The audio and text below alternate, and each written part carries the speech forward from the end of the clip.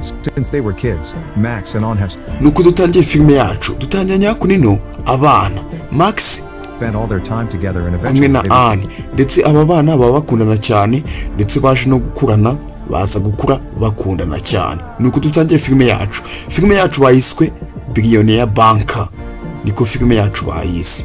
become a couple.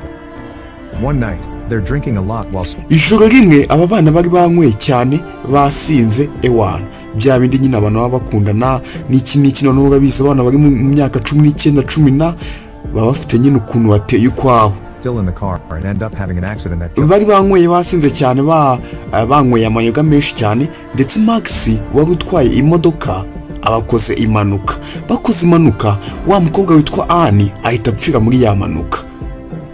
goes on. Max is sentenced to prison for involuntary bidatinze wa musore wacu Max bahise bamuzana kunino baramufunga manslaughter, and since he's the son of a millionaire family, ndetse ahangaha ubuzima muri gereza buragenda buramukubita ebana umuryango wiwe uragenda umukuraho amaboko aba ari umuryango w'abakire. he becomes a target in prison. He pays for protection by using money that is ndetse ahangaha nyogokuru wiwe witwa grandmother Victoria yajyaga amwohereza udufaranga kugira ngo nyine tumufashe ahangaha muri gereza brings him inside books by bribing the cops. akatumuhereza hakuri no mu kintu kimeze nk'igitabo. When he runs out of money, the other prisoners start ariko n'ubundi ayo mafaranga yagendaga amuha uyu musore Max yajyaga muri gereza aya mafaranga bagahita bayamwaka abandi bafunga babaga bari kumwe bagahita bayamwaka nyine. Max up every day. One evening they throw him in a laundry. ndetse rimwe na rimwe bakajya banamufata bakanamushyira muri yanuza muri za mashini zimesa imyenda bakamumesa bamunyuzura cyane uri kumva ni imfungwa nshyashya bari kumunyuzura machine for 16 minutes. This incident ubuzima bwaragiye buramukubita Max arangije yitekerezaho makes Max think that it can't get worse than this, and he decides to enjoy life none atangira kwenjoyinga ubuzima bwose yarabayemo ahangaha muri gereza avuga yuko n'ubundi ubu nibwo buzima bwe nandi azabucikira. Mwibutse impamvu ari gereza yakoze impanuka ari kumwe na wa mukunzi wiwe witwa Anne barangije bahita bamufunga ubwo wikumva nyine afite icyaha nk'icy'umuntu wishe undi. prison. He starts training a lot and getting in fights that earn him some ahangaha uyu nguyu Max yaragiye ahita yakira yuko ubuzima bwo muri gereza ari bwo buzima bwe ari bwo buzima azabamo ndetse aragenda aritoza bya danje arangije atangira kujya akorera ahubwo amafaranga muri gereza. aragenda yishimira kuba mu buzima bwo muri gereza neza cyane ndetse izindi mfungwa ziramwubaha zikajya zinamutinya. yahise nyine yakira ubuzima bwo kuba muri gereza. gusa nyuma y'imyaka 3 yaje kuva muri gereza ukurikiye filime witonze nyuma y'imyaka 3 yaje kuva muri gereza. papa we witwa Raphael nyuma y'imyaka 3 afungiye muri gereza ashinjwa yuko yishe wa mukobwa nyine bakundanaga muri ya manuka dutangira filime yacu mu myaka 3. uyu papa we witwa Raphael nibwo yaraje kumusura muri gereza. gusanga Max we yaje avuga yuko nyine adakeneye yuko papa we wamwitaho kwa ko n'ubundi ku muryango we niwe wabo n'abakire yaje abwira papa wiwe yuko nyine atamushaka nyine nta kintu amukeneyeho yuko imyaka 3 yose yayimaze yirwanaho ari wenyine. gusa hari indege zaciyeho zinambara murabibonye. Raphael yatukomeje abwira uyu mwana we Max amubwiye ko ngo uko byagenda kose iki gihugu turimo hagiye kuba intambara cyangwa se ngo isi yose igiye kwatakwa n'intambara y'isi ya kabiri nako ya gatatu. ndetse Raphael akomeza abwira umwana we Max utinyizera wa mwana we hari ahantu hari ubuvumo banka ya danje ndetse ngo abakire bakomeye cyane hano ku isi niho tugiye guhungira kuko ngo hagiye guhita haza intambara y'isi ya gatatu. ahangaha uyu mwana we Max yaramubonye aramuseka arangije amubwiye ko ibyo bintu by'intambara z'isi za gatatu atashaka no kubyumva. gusanga Max yahise yigendera aramwihorera wa musaza kuko yumvaga nyine kumubwira ibintu ngo intambara z'isi za gatatu kandi ukumva uyu Max nibwo yivira gereza nyine akeneye bwa buzima bwo kwenjoyinga akajya ku mucanga n'ahandi. But he changes his mind when he hears that On's family is in the bunker too. On their way there, Raphael says that he heard about the bunker. Bidatinze Raphael kumwe na Max bisa nkaho nyine Max yahise yemera ibyo papa we Raphael ari kumubwira, barangije bahita bafata akamoto baragenda. Gusa mu kugera mu mujyi hakurino ukurikiye filime witonze, niyo mpamvu mba ndi kujya nshyiramo utuntu dupoze kuko izi filime nta handi wazisanga kuri YouTube channel, atari YouTube channel Anseme Films. Bageze hakurino mu mujyi babonye abantu benshi bafite ibikapu bameze nk'abantu bari guhunga igihugu. Ukurikiye filime witonze. Including the location. The richest families received an invitation that took them to a website. Ngo habari intambara ikomeye ibigiye kuba, ndetse anga Uburusiya kumwe n'igihugu bitwa Taiwan biba bimaze nyine iminsi bishondana byoherezanya ibintu by'ibisasu. Anga turi muri Espagne. Watch the video from Minerva. Baratwereka umudamu witwa Minerva rero abafite abari kubwira abantu ngo banka bafite bazahungiramo mu gihe haje intambara ikomeye cyane, mu gihe Uburusiya bwarwanye n'ibyo bihugu nyine mwabizi ukuntu nyine ibintu by'intambara z'isi zitangiye gake gake. Anga uyu mudamu Minerva yarimo ababwira ngo umunsi intambara yaje dufite banka tuzabikamo abakire ba mbere ku isi, ufite amafaranga uzaza abari utukurinde. Ndetse ahangaha bari gusobanura ukuntu iyo banka yubatsemo, ibyumba birimo, uburyo abantu bazaba babayeho nk'ababaye hano ku isi ariko bari mu ndiba y'ubutaka, bari munsi y'ubutaka nyine. Abantu bose baba barimo bagenda bahunga umujyi wose, bari guhunga, abafite ubwoba, abagize utabana. Intambara nyine iba yatangiye kurota, abari intambara y'isi ya gatatu igiye kuba. Noticed that the streets crowded with people trying to get away. They make it to their helicopter as they hear an announcement. Bidatinze Raphael kumwe na wa mwana wewe Max uvuye gereza bahise bafata helicopter. Says private flights are for. Gusa kujya mu ndege bahise bababwiye ko ngo bitewe n'ibisasu bimwe biragenda bicaye hejuru y'umujyi n'intambara nyine igiye kuba, ngo nta ndege yemerewe guhaguruka hakunino. Now on. But Raphael forces them to fly anyway. Gusa bidatinze n'ubundi indege yarakomeje iragenda bajya kujya ahandi hari ya banka, aho babakire bose bo ku isi bazihisha mu gihe habaye intambara y'isi ya gatatu. Abari intambara y'isi ya gatatu igiye kuba, ukurikire filime witonze. Bidatinze binjiyemo abari banka iherereye nko muri fiti 900 ujya hasi nyine. Abari banka nyine feet ubundi feet imwe abari nka metero 100, sibyo? 45 family units and the highest tech and security. Max and Raphael ndetse anga bidatinze bageze muri ya banka, ibana bari ukuntu ubuzima bwabo bumeze, babaha imyenda, babasobanurira uburyo iyo banka ikozemo, ndetse n'abandi bakiri babagezemo kuko intambara y'isi ya gatatu tayari bayatangiye kurota. Leave their personal items in the deposit box, including their phones, so the GPS can't be tracked. Ndetse anga baragakobwa kabake kubabwira ukuntu ibintu biri buze kugenda anga muri banka, ukuntu bari buze kubaha amakuru y'ibintu biri kubera hejuru ku isi mu gihe haraba hari kuba intambara y'isi ya gatatu, nyine kabasobanurira mu yandi magambo. They're given special suits to protect them from radiation and a bracelet that monitors their vital signs. Ndetse bana bambitse n'ibikomo ngo bizajya bituma nyine bamenya wenda nimba barwaye ubushyuhe, ukumva nyine nimba bari muri fit 900 bakeneye kwitabwaho cyane. None abangaba abari n'abakire ba mbere ku isi babakize koko. The receptionist scans their hands since all the ndetse banabasikana n'intoki kugira ibiganza nyine kugira ngo ahantu hose bazajya bagira bazajya bakozaho ibiganza byaho maze inzogi zikifungura. Are opened by biometric authentication. Every room has an AI named Roxanne that changes the window views.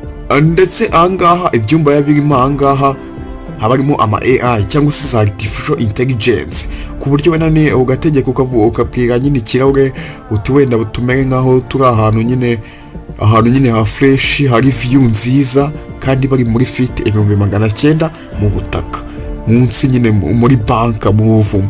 Soon Max reunites with his family and learns that Victoria has gusa ngaha ukurikiye filime witonze brought her nurse because she's going through chemotherapy. Max yahise ajya guhura n'umuryango wewe, gusa bagatwika kuri no ku makuru. The news reporters abari amakuru avuga ko ngo Uburusiya tayari bwagiye mu ntambara n'igihugu cya Espagne. Mwibutse anga turi muri Espagne. Talk about escalating political tension and possible. Ndetse anga Uburusiya bwavuze uti tugiye kohereza ibisasu igitaraganya. In the dining room, Max finds on tayari intambara y'isi ya gatatu iba yatangiye kurota, ndetse abakire bishanga muri banka baba batangiye kugira ubwoba. Guillermo bakwereka kuri no umugabo witwa Guillermo for what he did. Guillermo accepts the apology. Nagaba yifuza nyine kubona Max kuba avuye gereza. Mwibutse uyu mugabo Guillermo niwe mama nako niwe papa wa mukobwa wapfuye mu mpanuka igihe Max yaratwaye imodoka dutangira filime yacu. Umukunzi wa Max uyu nguyu niwe papa we. Uyu papa we rero nagaba yishimiye nyine kubona cya Max ahangaha cyaje muri iyi banka. But on Sister Asia is still baratweka uwo mukobwa wapfuye afite na mushiki we witwa Asia nawe nagaba ashaka nyine kubona sangira nyine n'uyu nguyu Max bitewe n'ukuntu bari yatwaye imodoka basinze bagakora impanuka, ndetse uwo mukobwa Anne uvugana na Asia agahita apfa. Rero nago nyine Asia aba ashaka kumubona mu maso ye. Her mother died 6 months after On and Asia claimed she died of grief, but Guillermo says it was yari iyi miryango ibiri itari yishimiranye idashaka nyine kubonana n'ibiki byose. Ndetse uyu mugabo Alimu yatangiye gusobanura abwira uyu muryango wundi wo kwa ba Max ababwiye ko ngo afite undi mugore ari kwitaho. He introduces Max's family to his new wife Mimi and invites ndetse ngo uwo mugore bamwita Mimi. Max's family to dine with him. The restaurant is a buffet and Victoria is offended by the idea of having anga hari umudamu ukurikiye filime witonze. Anga hari umucecuru hakurino uyu mucecuru aba ari nyogokuru wa Max. Uyu nyogokuru wa Max aba ari umukire nyine tu. Iyi banka abantu bose bayirimo ni abakire. Banka ni ubuvumo. Abo bantu bose bayirimo ni abakire. Noneho uyu mucecuru we atangiye kuvuga uti twebwe ngo dukeneye abantu bazajya batwitaho cyane nyine afite umwiryo mwinshi cyane namwe mugabizi by'abakire. She's about to send out her nurse, but Guillermo convinces an employee to serve them by mentioning Victoria's cancer. ndetse yavuze ko ngo ibintu ngo byo kugenda biserivata ngatabimenyereye ngashake ko bazajya babaseriva. Usanga intambara y'isi ya gatatu iri kuba ku bantu bari ku isi. Abangabo bari muri banka mo imbere bari mu buvumo aho bihishe aho intambara itabageraho. Wa mukobwa Asia yatangiye kuvuga ngo ukuntu ngo Max yakoze impanuka, wa mukobwa Anne bakundanaga agapfa mu gihe Max we yahise yirukanka agahunga impanuka yari ibaye. Bidatinze wa mukobwa wa mudamu wa mudamu watangiye ubabwira ukuntu ngo iyi banka yubatse. Vienna yaje ahangaha atangiye noneho kubaha amabwiriza y'ibyo bagiye gukurikiza ahangaha muri banka.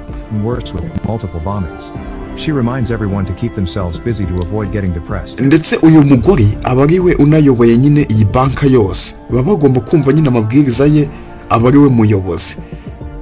Noneho atangiye kubasonera amubwiye ko ngo intambara imeze nabi hariya ku isi nyine. In his apartment, Guillermo reveals he's still angry at Max and he only behaved in public. It's also revealed that Mimi was his secret. Barakweka uyu mugabo Erimne we nagaba yumva nyine ibintu aba ari kuvuga akuri nonga ibintu by'intambara zose kuba ku isi, ariko uyu mugore we mushyashya uyu mukobwa nyine abakomeza amukansuringa nyine amushyira down amubwira utihangana biraza gukemuka, intambara niziza gusoza turaza kuva muri banka vuba. While his previous wife was still alive, Guillermo admits he married Mimi out of grief and desperation, but she's not the lover. Ndetse uyu mugabo barimo aricuza impamvu ngo atazanye n'inshuti ziwe ngo baze bihishanga muri banka ngo mu gihe intambara y'isi ya gatatu biri kuba. And he liked her better as a mistress.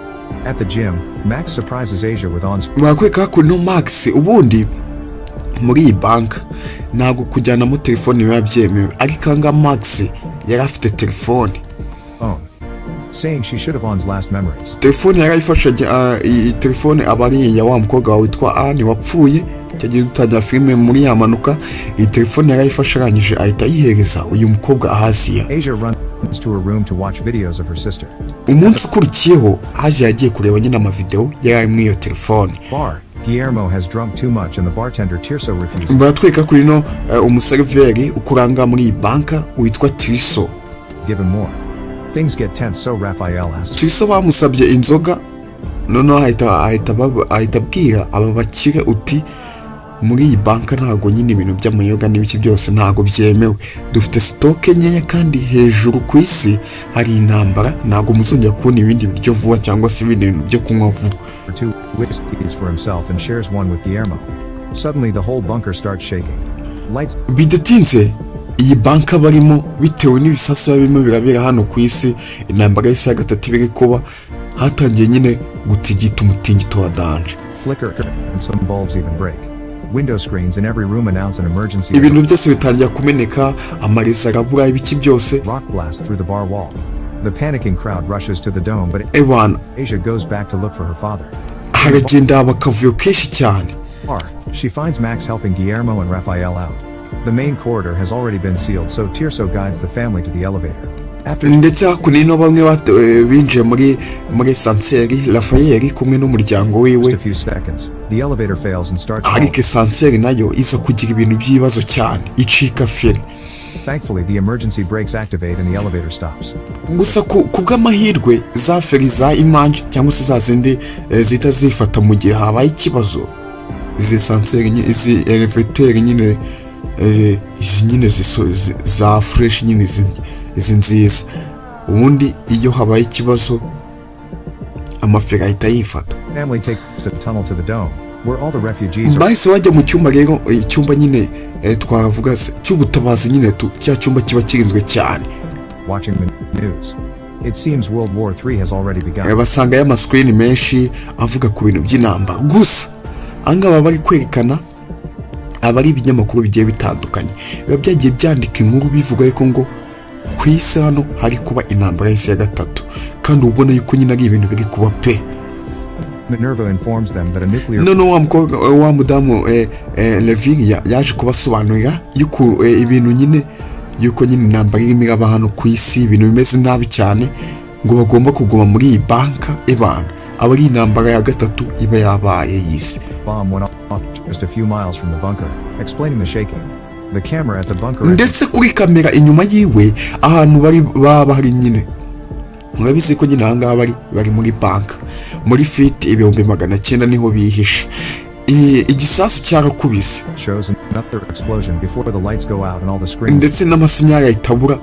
Ibana intambara y'isi ya gatatu bimeze nabi hano ku isi pe. Igisasu cyarakubise na yanzira bakoreshaga bagenda mu binjira muri banka ihita isenyuka. Loose signal.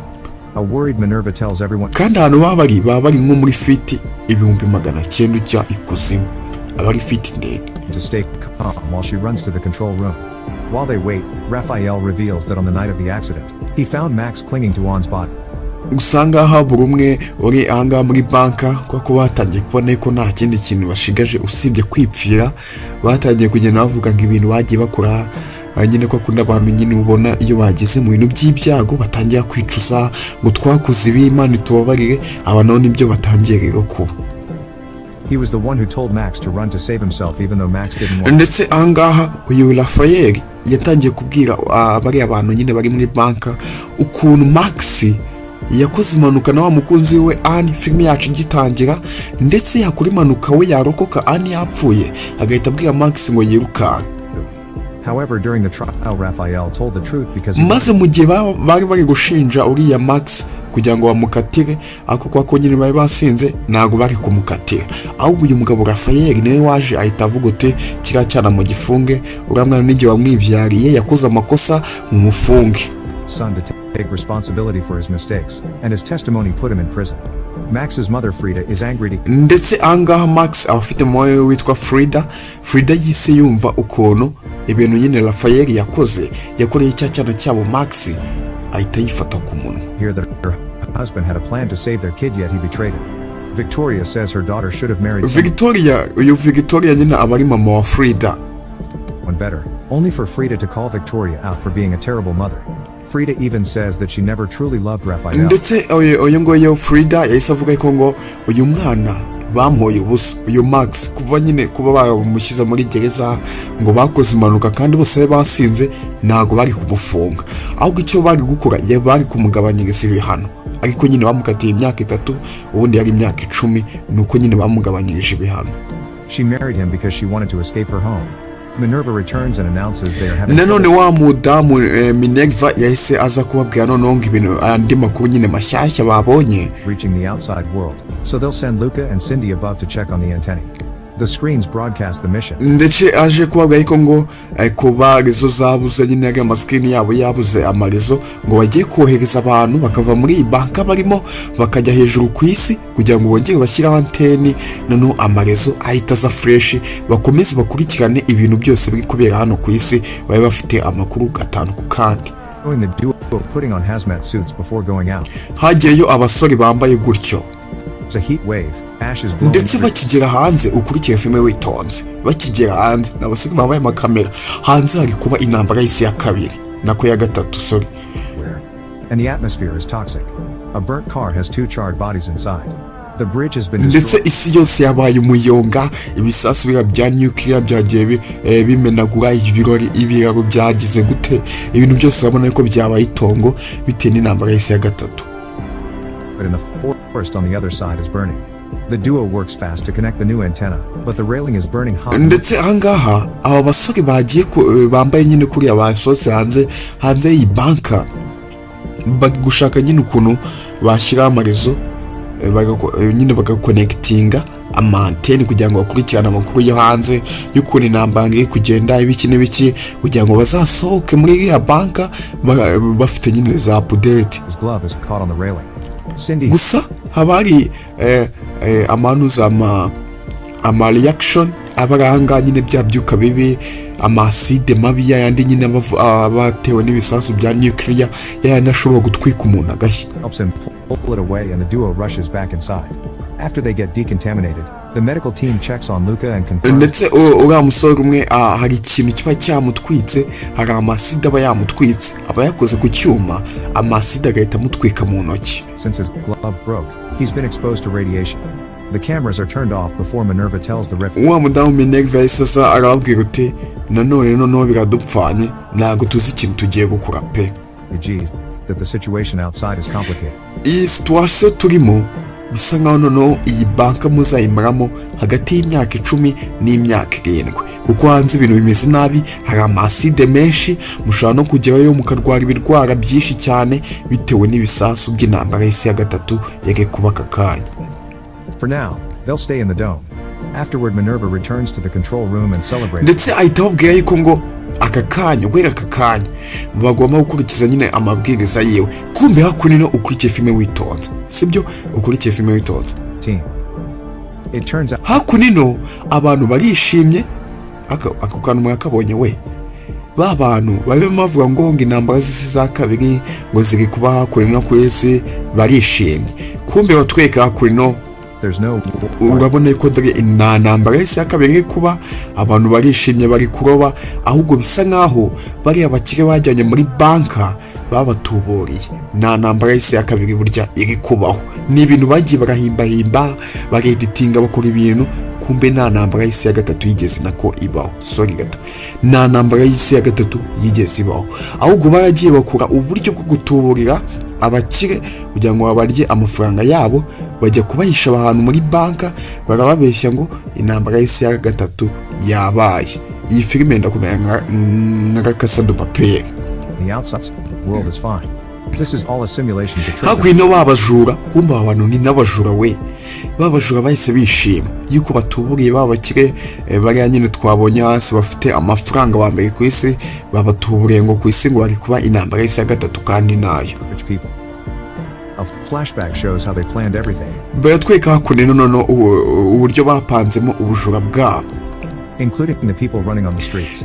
Urabizi ukuntu twatangiye filime yacu atweka abantu mu mujyi bari kwimuka bafite ibikapu bari guhunga dore ukuntu babipanze sasa rero. The fake news clips. Ibi byose ibintu byose uri kubona byose twagiye tubona ngo babajyana mu ndege bakajya bavuga ngo intambara y'isi ya kabiri ya gatatu ngiye kuba byose nta byabaye burya byagukubeshya byose burya byagukubeshya kugira ngo batubure bari abakire bambere ku isi kugira ngo babarye amafaranga yabo babike muri banka ngo bari kubaho uburinzi. The bunker was built on a mobile mechanical platform that na wa mutingito wigeze kuba kare muri ya banka burya nabyo bari babiteguye kwa kundi ibintu byabaye umutingito ugakubita ibintu byose bikikubita hasi ibintu bikaburwa segera ngo ni ibisasu ngo biturikiye ku isi burya byose byarukubeshya byarukubatuburira ngo babarye amafaranga. and The Rock had been hiding behind a wall. ndetse ni ibintu bari barateguye uburyo banka yabo bazajya bayitigisa neza neza ukagira ngo ni umutingito wabaye. Famous director was hired to record all the fake footage with the best special effects, and Luke hano hari igisambo ukurikije filime witonze, hari igisambo witwa Sinda kumwe na Luka, byose bari barabipanze nk'ukuntu bazafilima ibintu bakabereka amashusho y'ibintu by'intambara bakagira ngo intambara y'isi ya gatatu irimo iraba kandi itari kuba. and Cindy were his chosen actors. In the present, Minerva's girlfriend Dr. Julia checks on Guillermo's gusanga batweka undi witwa Julia ni umuganga. injuries. Asia goes to the bathroom to watch more of On's videos. ndetse uyu Julia abashinzwe nyine kwita ku bintu nyine by'ubuzima byabo bakiri bashimuswe bakaza kubafungira n'amanga muri banka babeshya ngo intambara y'isi ya gatatu irabaye. At that moment she hears a hakuno nanone Asia ari kureba utuvideo twa Max ari kumwe na wa mukobwa bakundanaga Anne mushiki wiwe. weird noise and a person in pain while the lights flicker. A worried Asia rushes to the next stall and pounds on the locked Asia hakuno no ku rundi rugi yumvishe umuntu umeze nk'aho ari gutabaza asaba ubufasha. door until it opens, only to discover Elena arebye masanga ni umudamu wiyahuye. Hehe, ukurikiye filime witonze. Sasa rero abakire nibo abantu ba mbere bagira ubwoba. Umukire kumubwira ngo intambara y'isi ya gatatu ngo yabaye, ahita atekereza ukuntu amafaranga agiye guhomba, inshuti asize, ibiki n'ibiki byose. Abakire ba mbere hakuno muri banka batangiye kwimanika. trying to self-delete. She holds Elena up to help her while yelling for help. Asia yahise asakuza cyane ndetse ahita hazana n'abandi basekirite banga muri banka kugira ngo batabare. Soon Tirso arrives and cuts the cable to bring the body down. Then Asia starts CPR while Tirso calls Julia. The medical team quickly revives Elena. Angaha kumbe uyu mudamu nawe abasanzwe ari umukire, aba ari umukire nyine baba batuburiye hakurino. Uyu mudamu nawe baba bamwita Elena, who is angry at them for saving her. Eventually Minerva announces bidatinze Menivira yaje kubaha update y'ibintu bimwe biraba, abatuburiye ababeshya ngo intambara y'isi kuba kube bari kurya amafaranga y'abakire. people are allowed to return to their rooms. Julia approaches Minerva in private and tells her that the refugees' mental health is declining fast. Julia yatangiye kubwira Julia n'iki gisambo kindi, aba bantu kubona bambaye imyenda y'imihondo nibyo bisambo. Nukuvuga uti ikintu bakoze ntacyo babwiye, ngiye kongera nyibasubiremo. Baragiye bafata abakire ba mbere ku isi nk'abari abakire ba Elon Musk nyine n'urugero ndi kuguha. Baragiye bafata abakire ba mbere ku isi bamwe baba barenze cyane bafite amafaranga badanje nyine baba bakubiye pe. Bafata abakire bose bagenda babaha message bababwira uti hagiye kuba intambara y'isi ya gatatu. Bitewe n'iki rero urabona ukuntu ibihugu bijya bikubitana nk'uko ujya wumva ngo u Rwanda na Congo cyangwa ngo Uburusiya ngo na Ukraine, kuriya nyine wumva ari amakuru. Noneho hari ukuntu ibihugu bivuga bishyamirana bigatongana, ukumva ngo Uburusiya na Ukraine ngo hagiye kuba intambara. Noneho bagiye batubura abakire barababwira uti burya hagiye kuba intambara y'isi ya gatatu. Kandi hakuno dufite banka kugira ngo uyijyemo uratanga miliyoni 43 z'amayero kugira ngo uze tukubike muri banka, intambara y'isi ya gatatu nizakugereho. Aba bajura rero nicyo kintu bakoze, bagiye bafata abakiri ba mbere ku isi baragenda barabatuburira babajyana muri banka, kumbe nta ntambara y'isi ya kabiri kuba barababeshye. Noneho uyu mudamu Julia ufite imisatsi y'umukara, uyu Julia yatangiye kubabazwa n'ukuntu bari gufata nabi aba bakire aba mbere batangiye kwiyahura. Bikumva kubwira umuntu ufite imyaka nka 40 ngo intambara y'isi ya gatatu, abakire banagira n'ubwo babwishe. Aba mbere batangiye kwiyahura da amadepression arazamuka. Yatangiye kubwira Menire vuti ibintu turi gukora ntabwo ari ibintu byiza, ibi ntabwo ari ibintu by'ikiremwa muntu pe, turimo turica abantu. The director is using movie makeup to make barakweka wakuno hari uwundi muntu bafasha n'igisambo bakita Lucas. Iki gisambo nacyo Lucas aho hose ubona bambaye imyenda y'imihondo aba ni ibisambo byatuburiye abakire bishaka kurya amafaranga y'abakire. Uyu nguyu ubona ameze nk'uwahiye rero niwo basize ama makeup menshi cyane kugira ngo baze batubure babakire uti buryo wa muntu kwasohotse hanze muri babandi basohotse hanze nyine ngo hari amaside n'ibiki byose bira ni ibintu bakinye byari nka filime bari gukina. Noneho bafashe uyu muntu bamugira nkaho yahiye umubiri we wose, bamusiga ama make-up. Noneho bagiye kumuzana hakuno imbere y'abari abakire, bavuga uti burya uyu muntu amaside ama reaction yo hanze niyo yamugize gutya, amaside yo hanze niyo yamugize gutya kubera ibisasu. In the bedroom, Raphael and Frida discuss her. Batwika hakuno Raphael kumwe n'umugore wewe ntago babameranye neza. Abangaba ari ababyeyi ba Max, wa musore nyine twabonye twatangiranye nyine afungiranye n'undi muri gereza. Frida wants a divorce, but Raphael truly loves her and wants to try again. Anga Raphael yatangiye gutongana n'umugore we nyine, umugore we akakomeza amubwira uti kubera icyo wafungishije uriya mwana Max. Uyu Raphael akavuga uti Max yari akwiye kuryozwa ibyaha by'uko yishe umukunzi we mu modoka basinze. Frida admits she's been having an affair with her yoga teacher and leaves to stay with her mother. Ndetse angaha uyu mugore Frida ahita avuga uti je ntabwo nakubizanya nawe Max, nako ntabwo nakubizanya nawe Raphael, ntabwo nakomeza kubana nawe bitewe n'ukuntu wishe umwana wanjye, kandi ngendera mu mizi nzira zanjye nawe ukomeze sawa. Raphael is freaking out and goes to the dining. Raphael rero ubukunda umugore we ese yumva ibintu bimurangiranye, atangira nyine gusakuza tumutwe ndetse atangira gushaka ibiryo, noneho yaje kuri no abwira wa museriveri witwa Trisa, nawe ni igisambo. Abo bose ubona bambaye imyenda y'imihondo ni ibisambo. Yaraje amubwira uti nshaka ibiryo. Hari abantu bata umutwe nyine bagakenera ibiryo, ibyo ni ibintu bijya bibaho nyine tu. Uyu nguyu yataye umutwe kubera ko umugore we amwanze, ahita ajya gushaka ibiryo. Atangira gusakuza cyane, afata hakuri n'ibiryo birangaha arabirya hakuri no. Bidatinze ikindi gisambo witwa Jaco, gisambo cy'ikigome cyane n'umusekirite hakuri no. Iki gisambo cyese kimukubita amashanyarazi kiramushiririza kiramusenzereza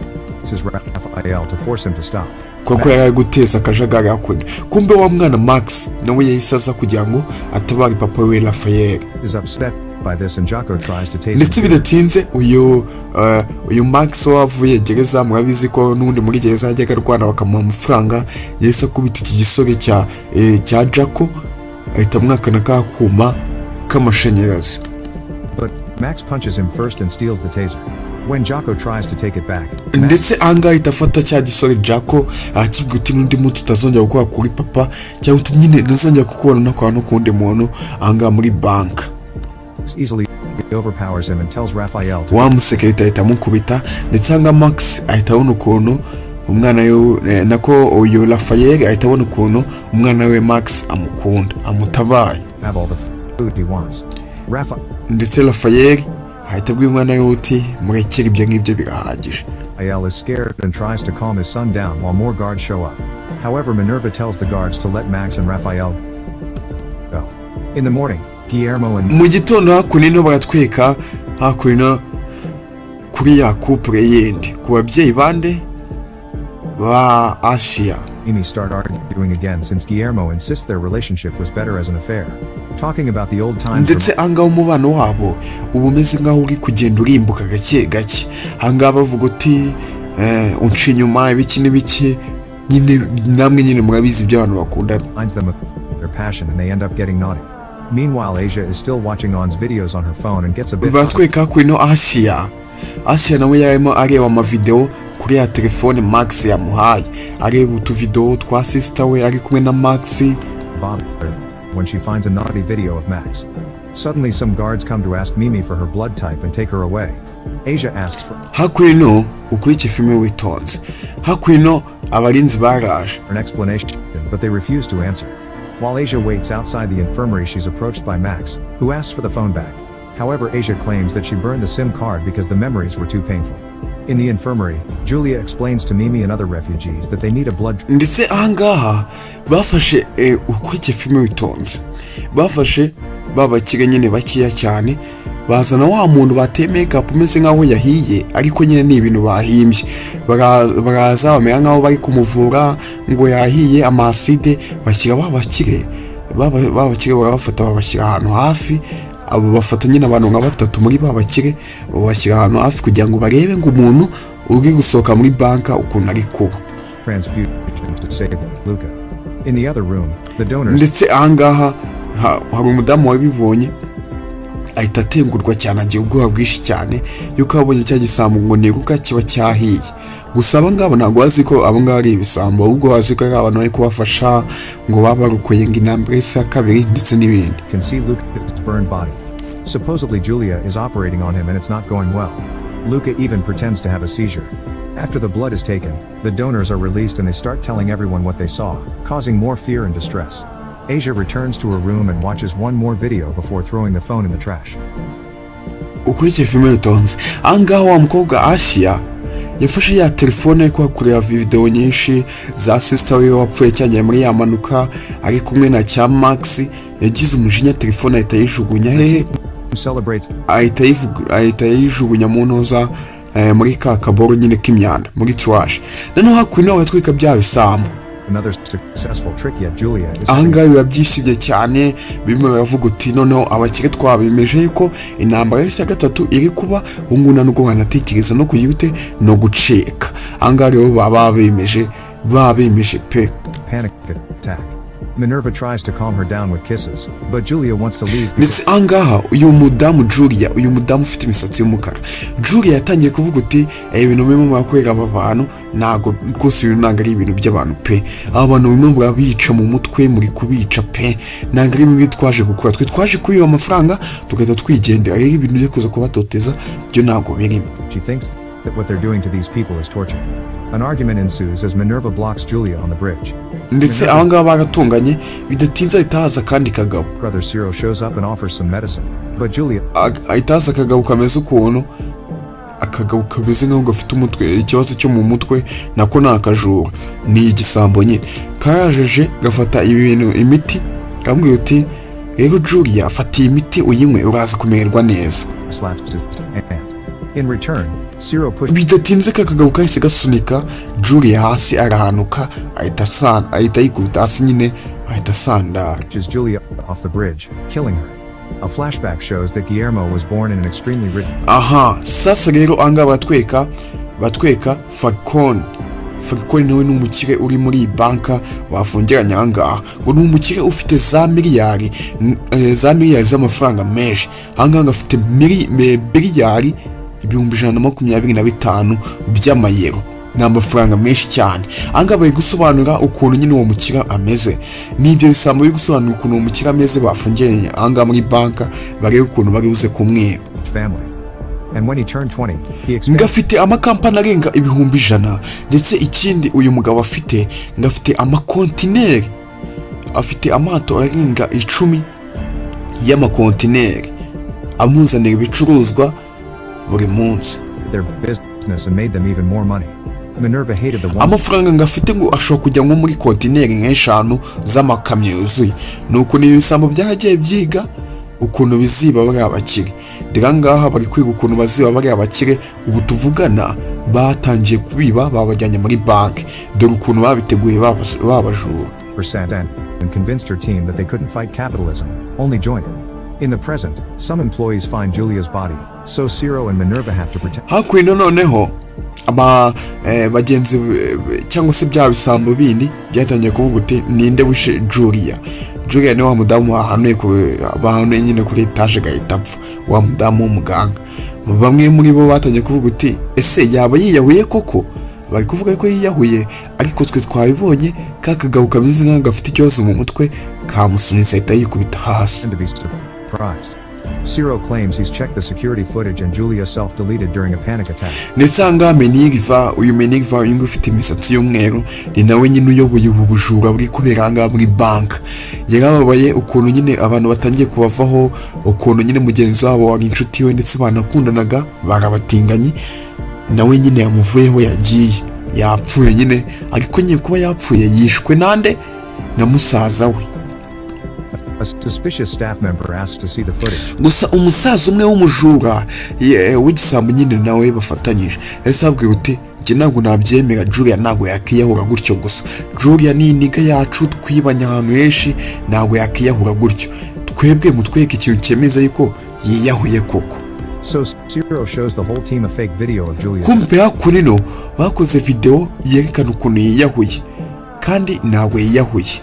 Bivuze ngo iki rero bakoresheje artificial intelligence AI niyo bakoresheje bareditinga kugira ngo berekane ko yiyahuye.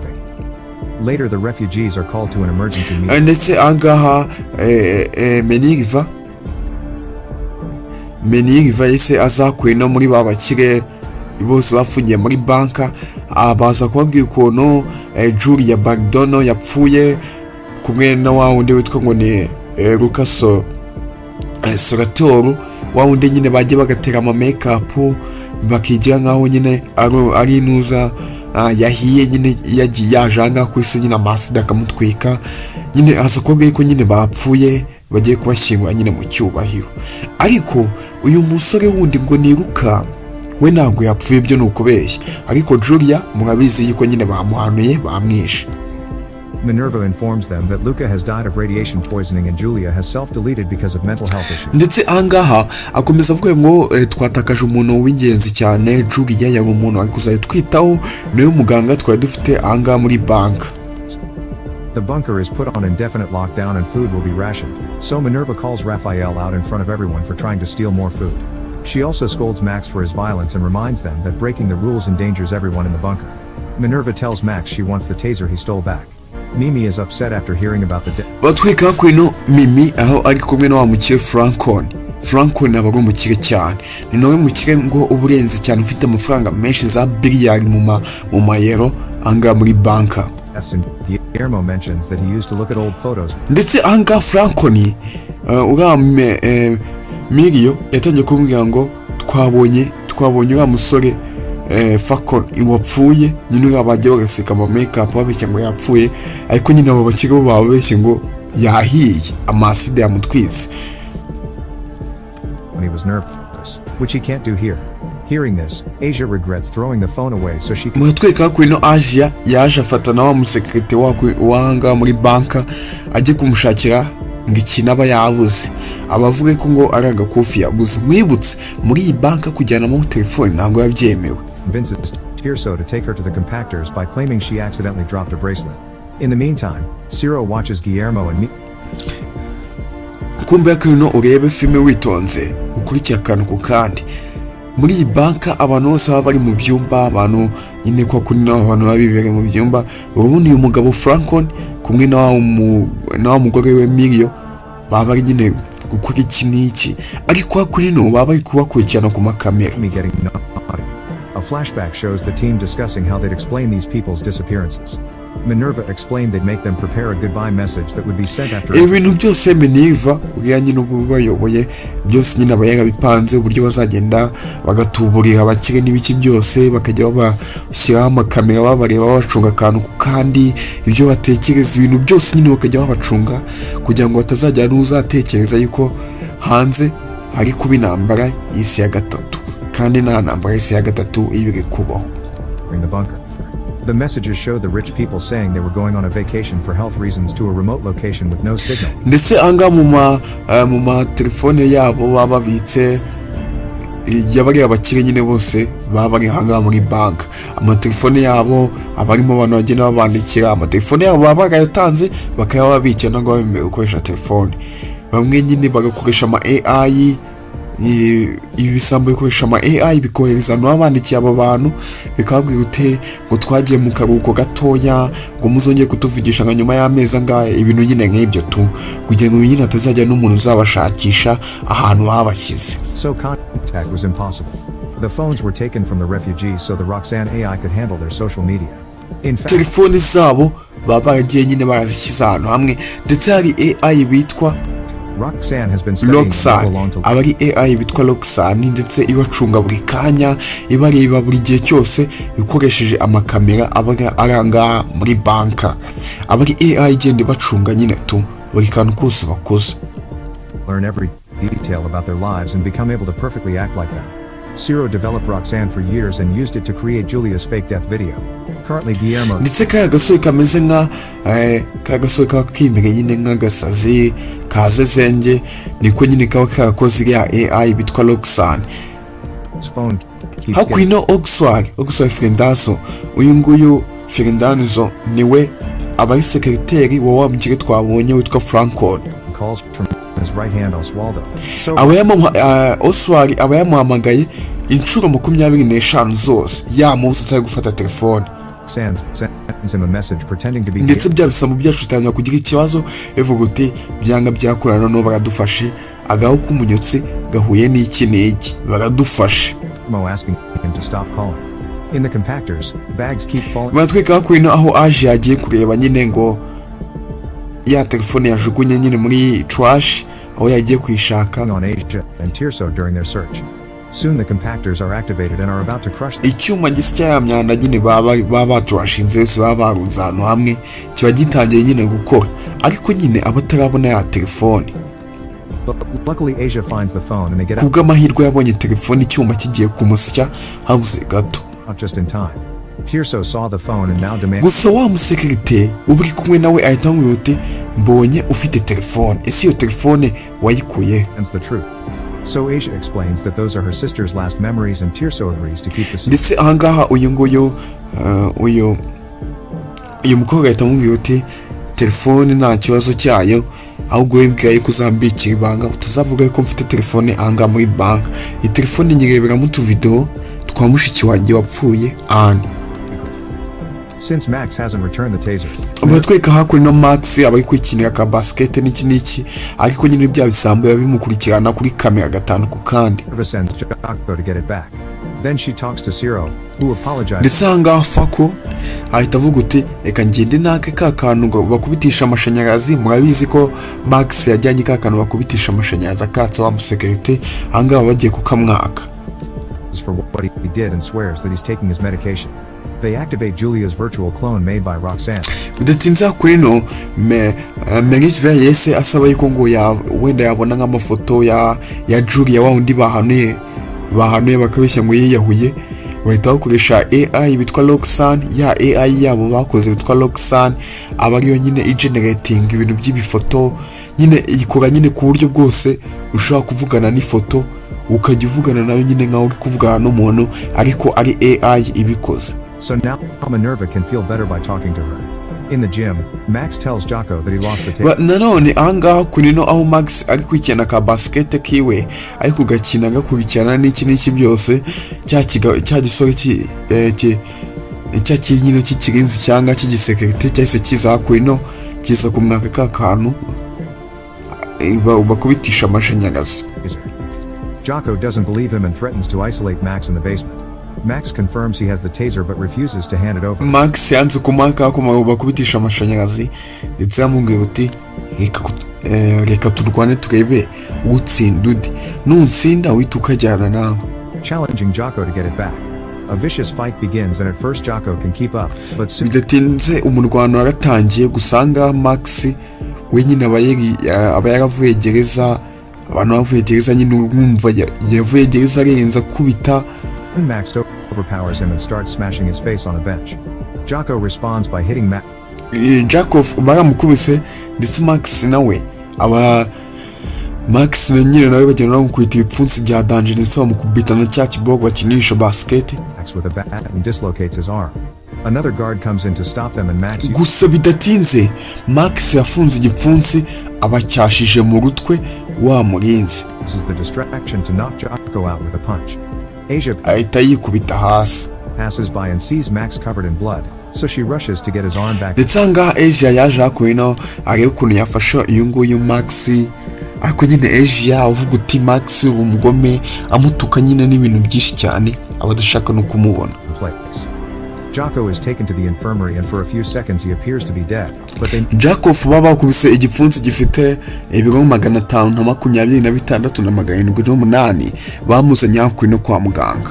Bamuzanye hakuno kugira ngo bamwiteho barebe nimba kanguka uko bamukubise igipfunsi kimwe cya danger cya kintu bagukubita ugahita urwara umuraramo cyangwa se malaria y'igikanu. Managed to revive him. However, he's in a coma. Without Julia they lack a medical expert, so an argument ensues over what to do. Either a doctor should be brought in, or Jocko should be taken to a hospital outside. Minerva remembers that Asia is a medical student and brings her to the infirmary. Ndetse uyu mukobwa Asia niwe muganga ubusigaye kuko Julia we aba yamaje gupfa. Uyu mukobwa rero abazi ibintu by'ubuganga aba yarabyize, ariko nyine nawe aba ari umwe muri ba bakire baba baratuburiye bakamujyana ahangaha muri banka. Rero ngubu ni ugiye kwita kuri nde, kuri uyu mugabo baba bakubise igipfunsi gifite ibiri igihumbi. Asia gives Jocko an injection of the right medicine and he manages to wake. Iyo agiye amutera nyine ibintu by'ibiti n'ibyo ngibyo bya namwe nyine abaganga murabizi. Afterward, Minerva talks to Max and kugira ngo arebe nyine nimba yakanguka. Gusanga Melivia yaravuze uti byanga byakunda uriya musore Max ashaka kuzatwicira imipango yacu nitutareba neza, kuko ni kubona ari kugenda agerageza ibintu by'urugomo ahangaha muri banka. Tells him that he killed Jocko, but they revived him. She takes the taser back. Gusanga yaraje ka kantu bakubitisha amashanyarazi ahita kaka Max uyu mugore. Uses it on Max to remind him to behave. Meanwhile, Guillermo's phone keeps getting. Gusa kunino hari ikitwa ngo ni Oswald Fernandoso. Uyu Oswald abari sekreteri wande, abari sekreteri wa cyakigabo cyitwa Francone, abari kumuhamagara cyane, abamuhamagaye inshuro 67 zose. Mwibutse telefone zabo mbere yuko bajyanga muri banka barazibatse, bamaje kuzibaka bazishyira ahantu hamwe baza AI bitwa Loxon AI, abari yo nyine yita nyine kuri izo telefone yitaba abantu ikora ibiki, ariko nyine abo bantu bakajya ngo bari kuvugana na nyiri bwite nyiri telefone. Is the last message in which Oswaldo says he's finally got the news they've been waiting for the past 20 years. In one of the tunnels, a staff member takes a group of refugees to the highest point in the bunker. This group of people has been chosen because they can speak various languages, so they're asked to use some radios to try to get in. Hakunino ukwice filime witonze bafashe nyine abakire bamwe bakiya ahangaha babazana kunino ngo babaha nyine amaradiyo bahamagara nk'iyo umuntu yatakaye ari nko mu bwato akajya ahamagara ngo alo wenda ngo ndi kuri dogere izi nizi mwamfasha mwamufasha. Ahangaha rero niho babazanye abakire, barabazanye buri muntu wamaka radiyo baravuga uti urajya uhamagara nyine. Bafashe nyine abantu bazi indimi muri aba bakire, bazi indimi nyinshi batazi ururimi rumwe, barabwira uti muze ahangaha mujye muhamagara mwumve niba ari abantu barokotse ku isi nyuma y'intambara y'isi ya gatatu, nimba ari abantu barokotse. Kumva ibi byose bari gukora ni ukugira ngo bamakinge sure yuko nta muntu n'umwe utekereza yuko nyine ku isi ubuzima bukiriho, nyine bamere nkaho ngo nyine ku isi nta muntu ubaho, nta muntu nyine ukibaho nyine tu, kugira ngo bakonfirime aba bakire bacu, babakonfirime noneho batangiye babarye amafaranga yabo gake gake bari pose nta kibazo bafite. Contact with the outside world. Victoria is bored and wants her daughter to get a new husband, so she makes free to pretend she's heard a message in French. Bagiye bahamagara bavuga uti alo turi kuri dogere nizi hari umuntu wabo hari umuntu wabo nyine ibintu nk'ibyo nyine tu babura abantu bahamagara. The man who speaks French comes over to help and the team is confused because the radios aren't even connected. They assume Victoria is hearing things because of her cancer medication.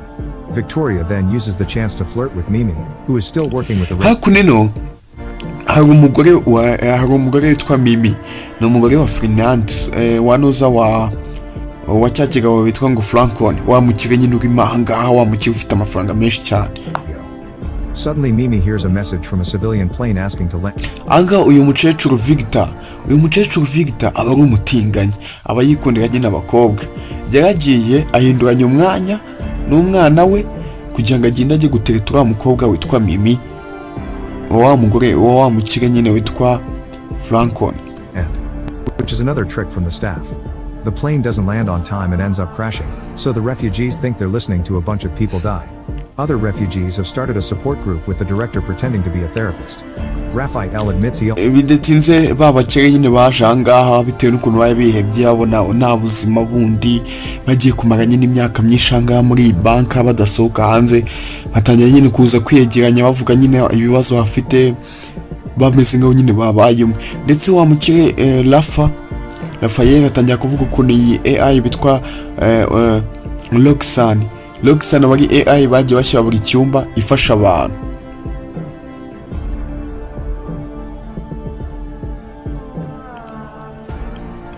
abari AI bajya bashyira buri cyumba igenda ifasha abantu babwira nyine ikintu bakeneye niba ufite ikibazo ugahita ubwira Roxanne aka AI bashyizeho ngo mu cyumba. He almost fell in love with Roxanne because the AI kept him company. Guillermo regrets not paying for his best friends not to come with him and assures Raphael that he isn't alone. Ndetse uyu mugabo Raphael akomeza avuga uti ngeyo AI naragendaga umugore wanjye amaje nyine kundeka, urabizi ko nyine yashwanye n'umugore wiwe. Mama wa Max, uyu nguyu ni papa wa Max, nyine akajya abwira iyo AI uti ngo ndagukunda cyane, nyine ameze nk'umuntu uri guteretana na AI kakunye ujya nko kuri chat GPT ukagibwa uti mo bebe biki n'ibiki, ukamera nkaho uri gucata n'umuntu, uri guteretana n'umuntu nyine tu, ariko nyine ari AI atari umuntu wa nyawe. Nibyo ari kuganira kunino. Since Raphael agreed to testify against Max, he became Guillermo's friend.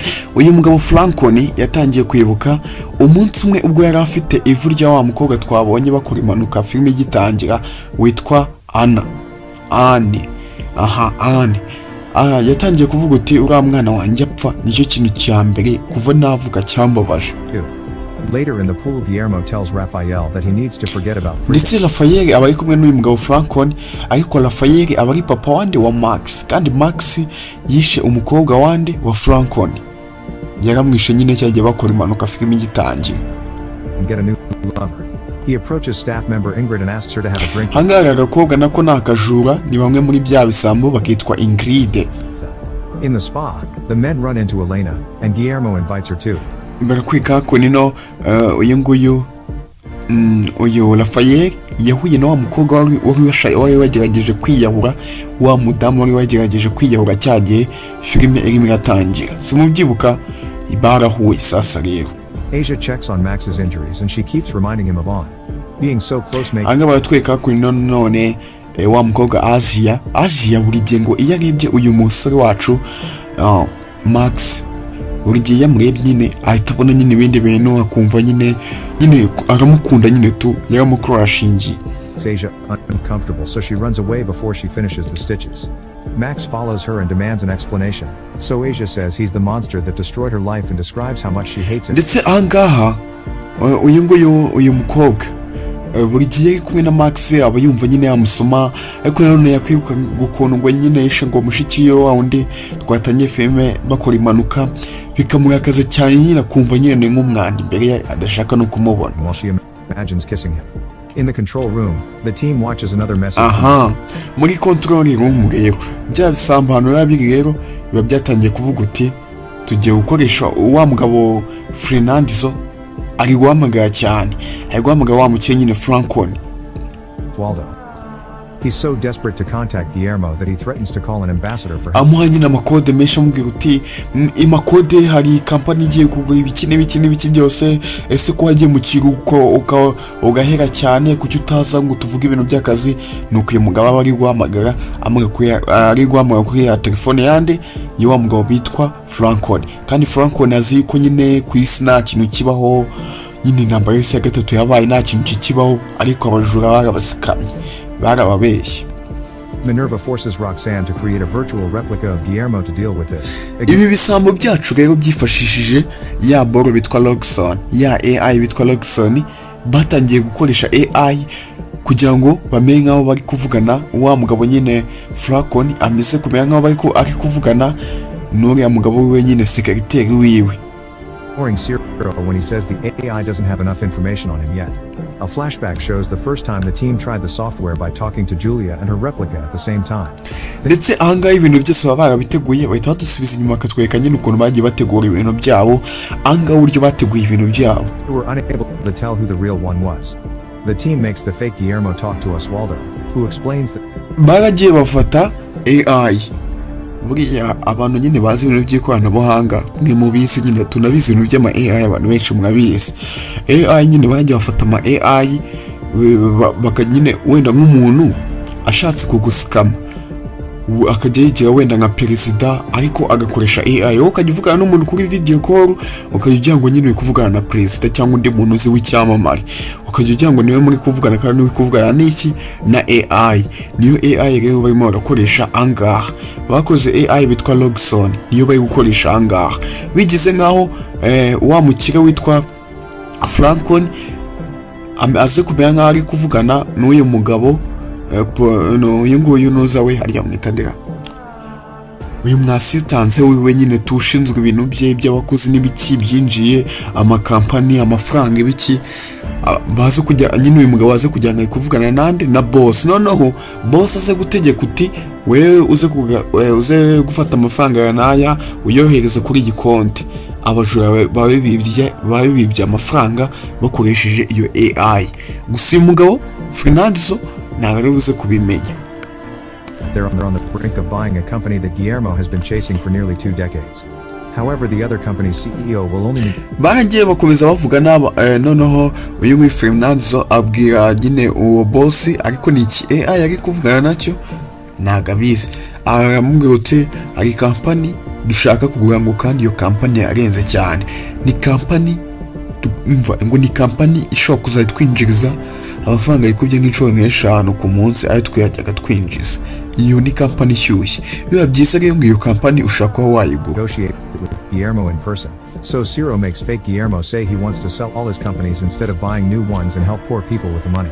Oswaldo refuses to accept that, so he agrees he'll try to convince the CEO to negotiate with him instead. Ndetse angaha uyu mugabo akomeza abwira nyine uyu mugabo nyine secretary akomeza abwira uwo boss icyo ki AI ari kuvugana nacyo tabizi akomeza kibwira uti gurusi gwamaye code ngagenda nkishyura amafaranga tukagura iyo company nimba agiye mu utembere cyangwa ngo nzaze ngureba abantu nyine bagiye gutembera aho ngaho mu cyumweru ngo bagiye gutembera muri Philippines kandi ntabwo muri Philippines ari muri bank we ntanubwo nabizi wikumva. He also mentions that the other CEO will only sell if BJ3 is part of the deal. The team can't find the term anywhere on the internet, so they end the call. Afterwards, Ciro uses all of Roxanne's power. Angara hari amagambo bagiye babona no bakabaza ya AI bitwa Roxanne ikanyabwira uti ibyo ntabwo mbizi pe ibyo ntabwo mbizi ntabwo nzi ikintu bajyaga bavugana we na secretary wiwe ntabwo nzi amabanga yiwe yabo nyine bikabacanga bagahita bigira nkaho amareza abuze amakonegisiyo nyine abuze nyine tu kugira ngo uriya mugabo ataza kubavumbura. What BJ3 is. Minerva is panicking with worry and keeps thinking about uyu mugabo Minerva nako uyu mudamu Minerva yatangiye nyine ebana gutekereza cyane abona yikise mwikaragiyeho ahita avuga uti uko byagenda kose baraza kutuvumbura ariko turi ibisambo twafasha abakire b'abandi tukaza kubahisha anga muri bank.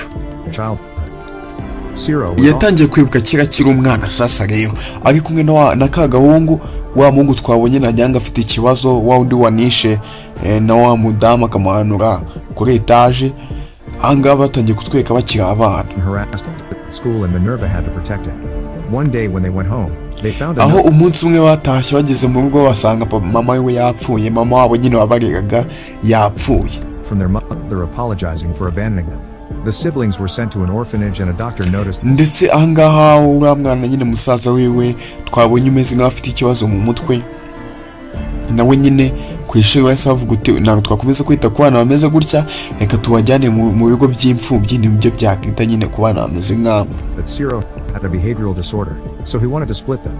To stop him, the siblings transformed his car. Baragiye bafata amafi nyine bayuzuza mu modoka iyo wa mugabo wabirukanye wavuze ngo nta kintu ngo bamara ngo kwajyana mu bigo ngo by'iki n'iki by'abana nyine koko nyine ubu bamfata nk'umwana bagahita bamujyana mu bigo by'intuza bigo by'imfubyi ariko umwana atabishaka ngo nuko ababyeyi be bapfuye hari hanze niko bahita babigenza.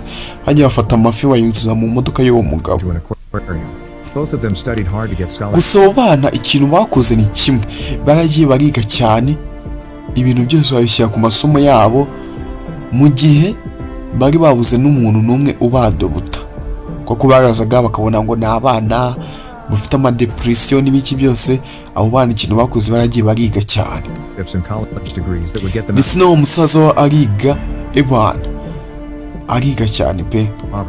Minerva started to work for a construction. Minerva yagagiye avamo nyine umwenjiniyeri wa danje wubaka ibirago bikomeye cyane mu gihugu ariko akabona amafaranga makeya cyane amwe makeya pe andi nono abakire bashoyemo amafaranga bakayirira iboze nyine yabonaga amafaranga makeya ngo ku buryo no kwigurira imodoka byamunaniraga no kwishyura apartment amazi n'iki n'umuriro byose bikanga. company and seeing the profits they made, she realized that the rich only got richer while the employees continued to struggle. yubatse za gari ya moshi nyinshi, imihanda myinshi ya gari ya moshi, yubaka ibiki byose ariko akabona amafaranga make. That was when she came up with the idea of the bunker. She could make the ngo nibwo Yesu agira igitekerezo cyo kuba bagenera bagakora banka bakabikamo abakire, babakire bakababikamo, noneho bakarya amafaranga yabo, bakababeshya uti intambara y'isi ya gatatu irabaye, reka tugende turya amafaranga yabo bakire. Richest people in Europe disappear and get their money at the same time. Aho niho hafi igitekerezo rero cyo kugenda bakubaka banka bakazashyiramo bari abakire, bakababeshya uti intambara y'isi ya gatatu iri kuba ku isi, muze tubahungishemo ahangaha, muze abariho tuba tubahishe, intambara imeze nabi, ndetse bagakirana biriya bintu byose mwajyaga mubona ngo amazu ari kugwa, hoya byose ntabwo byabaye. Roxanne would make perfect copies of them and the team would use those digital clones to make business. Ndetse ahangaha babona ibintu bye byose, ibintu yavunikiye biba bigiye kugwa hasi n'akantu gatoya cyane. N'uwo mugabo witwa Fernandso.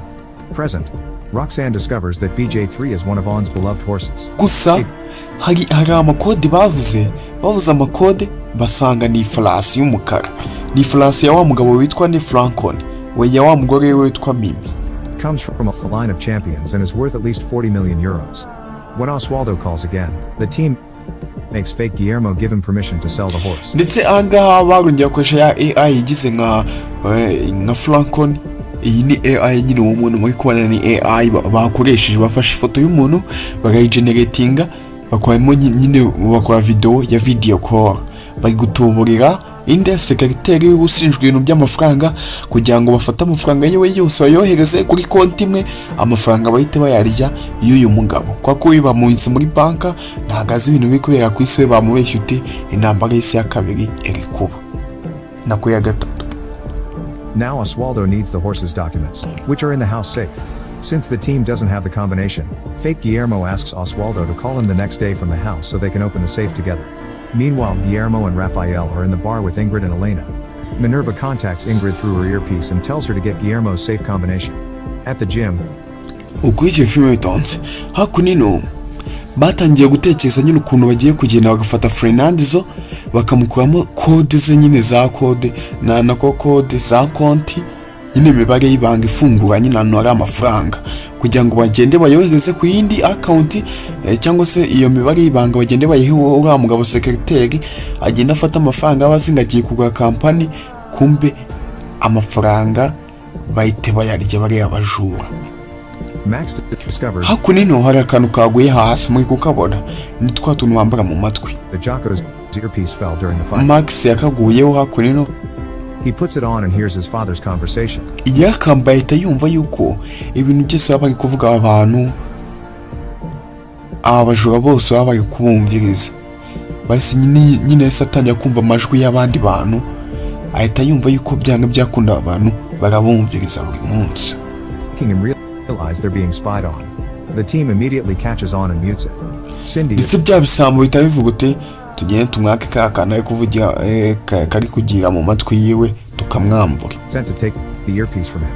She notices his wound is bleeding and drags him to the infirmary. At the same time, Asia is checking on Jocko, who keeps flirting with her. When Max comes in, he completely ignores. Ndetse anga mu gihe baba bamujyanye nyine ngo bagiye ngo kumuhana n'iki baragiye, hari muze yagenda kubitana kandi na ka Asia karamurebye nabi cyane pe, kamureba nabi kwa kunyine karamwanga, kazi ko nyine yishe sister we kandi rimanuka nyine abaye. Asia as she leaves. Afterward, Max drinks the disinfecting alcohol. He asks Cindy what Nisanga Max baba bagiye kumudoda ku gikomera bafite n'igise baba bafite nyine tuba bagiye kumudoda. The microphones are, but she claims she doesn't know. Asia bumps into Tirso and asks for a comforting hug since she's hurt by Max's indifference.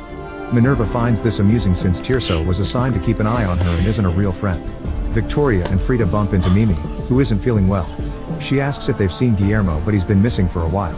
At the bar, Ingrid keeps filling Guillermo's glass with alcohol and shares a sob story about her mother's death before flirting with him. Rafael and kumbe hakunino Rafael kumwe na wa mudamu wagugiye kwiyahura kare dutanya filime, aha nabo barahuye. Mwibutse Rafael nawe umugore we yamuretse yagiye, yamwanze nyine, angaye none yiboneye wundi bahuje ibibazo niyo bagiye kuba biganirira. Lena are also chatting and getting to bond over their failed marriages. At that moment Max enters the bar because he's worried after having heard his father's voice on the earpiece. Minerva gets angry since he's interrupting Ingrid, so she sends Cindy. Ndetse hakunino uko iki filime witonze biriya bisambo byagiye birapanga uti kugira ngo tuze kubona izo kode nyine za account iriho amafaranga. Ubwo birasaba yuko tugenda tukareba uriya mugabo Francon, uriya mukeye Francon, tukareba ukuntu twamushuka tukamutega umukobwa akagenda akazimwaka. However, Guillermo is too annoyed by Max's presence. Uriya mugabo Francon yaravuze uti njye nshaka kuvanga nkagenda sinkeneye abantu benshi ahangaha, nkeneye kuba ndi njyenyine. And quickly leaves. Ingrid immediately follows him and bidatinze uyu mugabo Francon yajyanye n'uwo mukobwa wambaye imyenda y'umuhondo w'umujura nawe witwa Ingrid. Uyu mugabo Francon n'undi abaginda ya bya danje pe abakunda abakobwa. Uganga yaciye inyuma wa mugore we witwa Mimi, ubwo nyine yamuciye inyuma tayari. Ndetse angaha uyu mukobwa Mimi ahita amwereka ngo inzoga ngo babibye ngo bagiye gusangira, kumbi icyo atazi ko nuko uyu mukobwa Mimi nako uyu mukobwa Ingrid uwo ngo wambaye imyenda y'umuhondo ni igisambo. Umukobwa Ingrid kumbe ni igisambo cya danje, bagiye kumukuramo amakuru kugira ngo baze kureba n'izo kode ziza gufungura iyo account y'amafaranga ye. Kumbe hakunino hari uwabibonye uko iki filime witonze.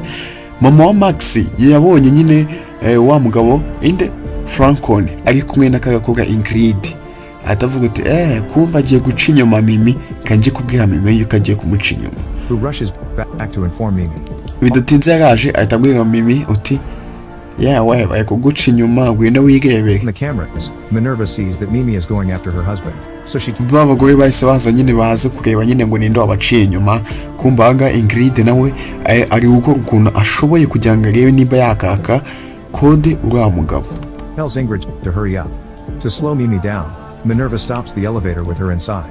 Mimi is so desperate that she opens the doors with her. Aba mu gihe bari muri elevator cyangwa se muri esanseri bahise bakupa esanseri kugira ngo bataza gusohokamo, noneho bagahita bajya kuri inde kuri wa mugabo inde Francon kugira ngo bataza kumugeraho nyine bigatuma Ingrid ataza kumwaka za code. Hands and climbs out. Meanwhile Ingrid ariko kabimi n'ubundi kagerageje uko gashoboye kose kava muri elevator.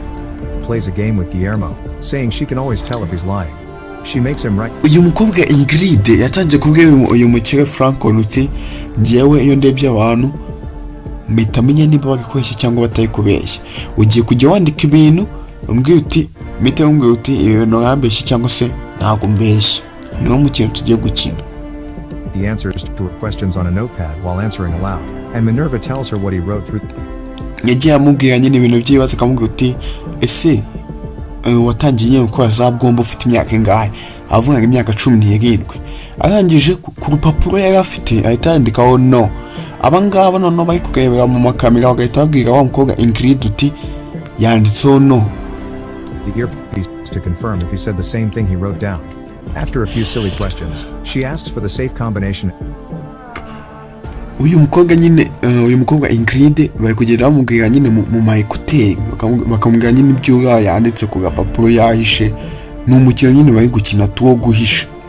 Guillermo refuses to write it down, but he does say the real number aloud. Angaha yamubwiye uti gaho nimba koko uvugisha ukuri utari umubeshyi andika kode zifungura account yawe y'amafaranga niya yandika.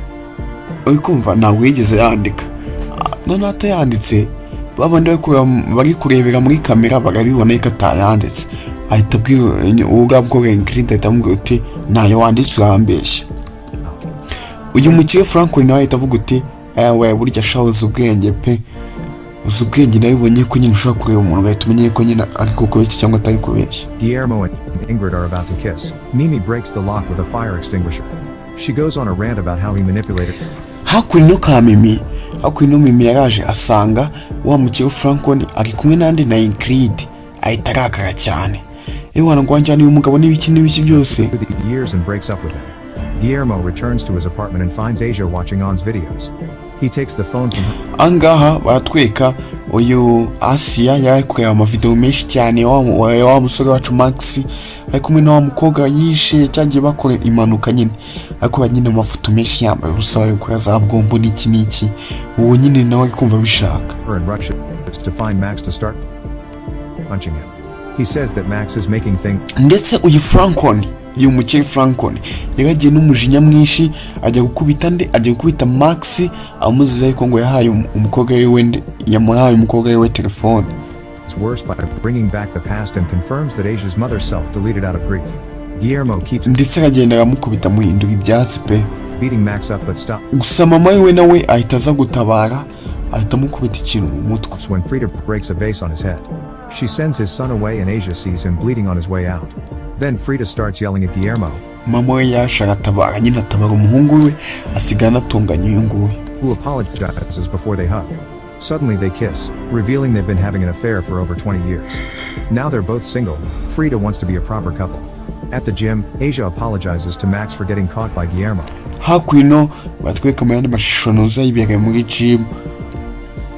Max yibere muri gym Asia yaraje ashaka nyine kumuvugisha. However, Max is furious and starts ranting, saying her family doesn't know how to move on. Ndetse angaha uyu Max yarambwiye uti nubwo umuryango we wanyanga papa wanyanga ngo bitaye iki n'iki nawe unyanga kubera nyine ibyaro rupfu rwa mushiki wawe n'ibiki byose ngiye mu nziza ubusa pe. Imyaka 3 yose nayimaze nkubitwa muri gereza abarara n'ibiki byose ariko ntago numva nyine agahinda nanjye ubwanjye nagize kuba narabuze umuntu nakundaga.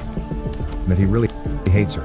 After he leaves, Asia has a breakdown because she has to finally accept. Nyuma y'ibyo kibyo uyu mukobwa inde Asia nyuma y'ibyo ngibyo yatangiye kujya abona nyine Max imbere yiwe akagina abona amafoto ahantu hose nyine imbere yiwe kubera gucanganyikirwa mu mutwe. But she likes Max. The next day Oswaldo makes it out Guillermo's house and calls his batweka ko ino wa Caritas wacu ese undi mugabo nago mu mozi bamwita Arthur reka tunamwita Arthur. Arthur yakinnye nyine muri Agasobanuye papel muramuzi cyane kwa yirebye nyine muramuzi. Uyu mugabo yatangiye asakuza yatangiye avuga uti boss no se kutohereza izo code ngo tugure iyo company vuba ko iyo company cyushye nyine hazi ko boss nyine yagiye ngo kuruka ngo n'ibiki kumba bakire barabatuburiye bafungira hano muri bank. So the fake Guillermo picks up. We abasingo nyine ari kuvugana na boss we wanyawe kumbe niki AI yari kuvugana nacyo kitari boss we. Oswaldo asks for the 8-digit combination and Minerva panics because they only have 7. However, Oswaldo recognizes the code as On's birthday. Yaragiye mu code ashyira mu gasefu karaho ngaho. Finishes it himself. Oswaldo successfully gets the documents from the safe. Ndetse ahita abonamo n'inyandiko gusa yabonye akantu kanditseho ngo Minerva. And fake Guillermo tells him to close the deal niyabyita ahita yigendera quickly because he has another job for him. It turns out that all ndetse amugaye ko ngo no kugura iyo company ari cyake AI kiri kumubwira cyakindi cy'abatubuzi cy'abaskama nababwiye kuva na kare umuntu ashobora kwijya nyine umuntu urenze umuntu uzi w'inshuti yawe ukajya ngo kuvuga n'inshuti yawe kumbe ni AI muri kuvugana abanyungu nawe nibyo bamukoze bamutuburiye. These Minerva and Ciro have been opening fake but profitable startup companies and they'll make Oswaldo buy them for good money. In the bathroom, Max steals some scissors by hiding them in his pants while looking away from the camera. Then he hides under bed sheets and tries to use the scissors to get it. Kumbe hakunino Max yahise atangiye gukeka yuko uko byagenda kose tukatuntu bambaye ku maboko tukatuntu ari two bakoresha bumvirizaho nyine bumva ibintu bakora amagambo bavuga abo nyine barahanga muri bank aitwo byasamo nyine bumvirizaho. Bracelet off to no avail. At that moment Raphael comes back after spending the whole night drinking and getting dirty with Elena. He feels ndetse ahangaha papa wa uyu mugabo Raphael papa wa Max yatangiye kwibuka ibihe byiza ajyanye na wa mudamu washatse kwiyahura nyine bajyanye nyine ibihe byiza cyagiye muri ka kabari. He's very guilty about it, but Max tells him he should forget about Frida and embrace this new relationship. Afterward, Max visits Minerva and says he thinks the microphones are on the bracelets. Minerva doesn't confirm it. Instead, she explains that extreme security measures are needed because sooner or later the guests will turn against each other.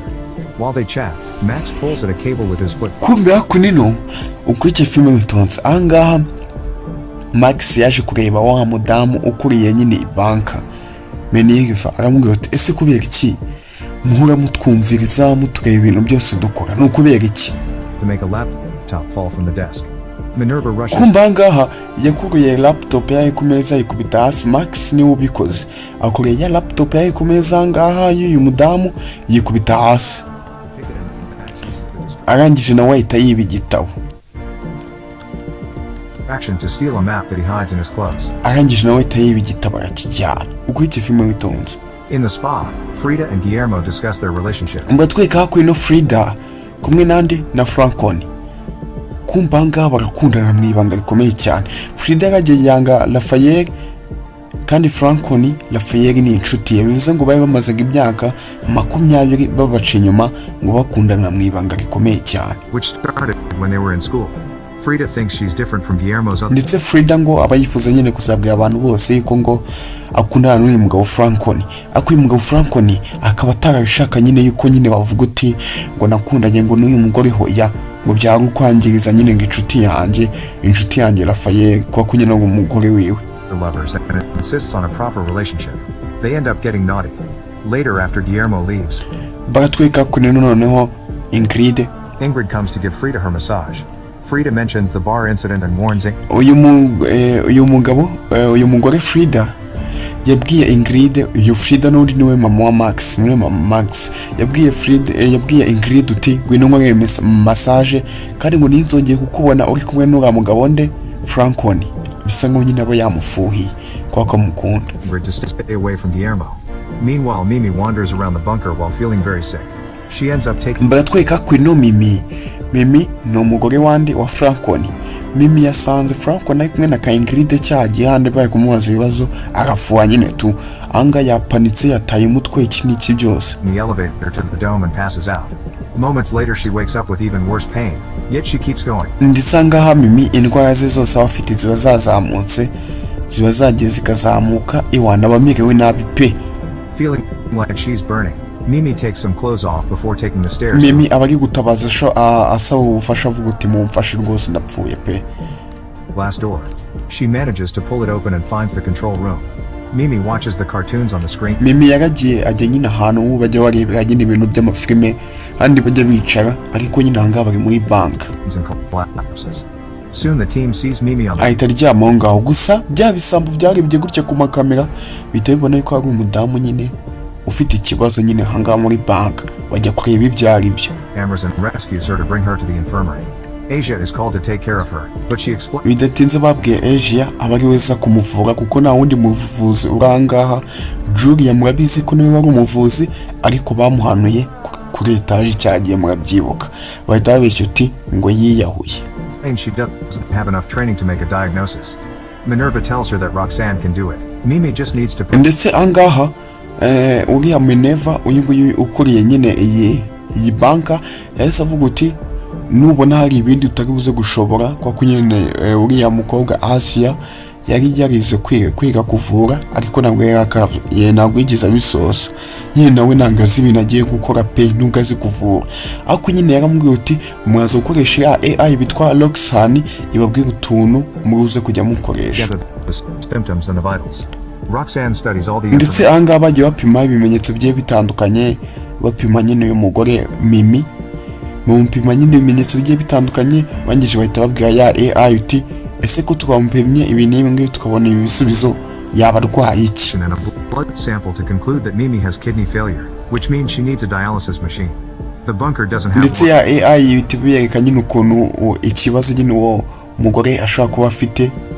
So Roxanne offers some alternatives like a specific diet and AI itibabwiye uti arwaye nyine ibingibi gutya na gutya ni ibihaha byazamutse gutya na gutya nyine ibihaha byanduye bitewe n'amadepression n'ibiki byose. Although the chances of recovery are lower. Ndetse n'ubwonko bwagize nyine ikibazo. Mimi asks Asia not to let Guillermo visit her because the stress is killing her. Mimi anga nyine ibi byose byatewe na stress aba yagize no kubura nyine umugabo wewe bitewe n'ukuntu yamukundaga none akaba yagize ute yamuciye inyuma. When Guillermo shows up, Asia doesn't let him in, but she does share that Mimi may die in 72 hours if the alternative treatment doesn't work. Ndetse angaha wa mugabo Fernand nako Franconi yasaza kureba wa mugore we Mimi, uyu mugabo ni nawe papa wa Asia avuga ko akagiye kuvura Mimi, ariko nyine kuba akamubwira ati ndakwinginze va ngaha nta nubwo Mimi ashaka kukubona kuko ibintu wamukoreye ni bibi cyane. Then Guillermo goes to the bar for a drink and apologizes to Max before sharing what's happening to Mimi. Ndetse anga agiye kwinywera amayoga agiye ute anicuza n'ukuntu nyine ashobora kuba yagize ute ashobora nyine kuba yahohoteye Mimi. Max promises to find a way to help and rushes to get Asia. He drags her to the bathroom with him, which is seen by Jocko. Once they're inside a stall, Max takes out some. Ndetse angaha Max cyangwa se kugira ngo Mimi aze gukira hari imashini yaza kubafasha, ariko iyo mashini muri banka ntago bayifitemo, ariko Max we yiyemeje kujya gushaka iyo mashini hanze akambara amakoti, ariko bakabikora mu ibanga ku buryo byabisambu bitaza kumenya ko basohotse hanze ya banka, bo bazi ko nyine ari namba yose yakabiri ku cards to communicate with Asia, telling her to play along because they're being spied on. Angaha yazanye tuzo dupapuro amubwira uti wako nyine ni bavuga amagambo byabisambu biraza kumva ibintu bari kuvuga. Jocko is listening to their conversation, but Max is talking about their relationship while having the real chat on the cards. He tells Asia that he found a hospital on the map and asked Minerva. Yagiye nyine amubwira nyine ko akoresheje nyine utuntu yagiye yandika kudukarito, amagambo yagiye yandika kudukarito kugira ngo bataza kumva ibintu bavuga bakoresha inyandiko.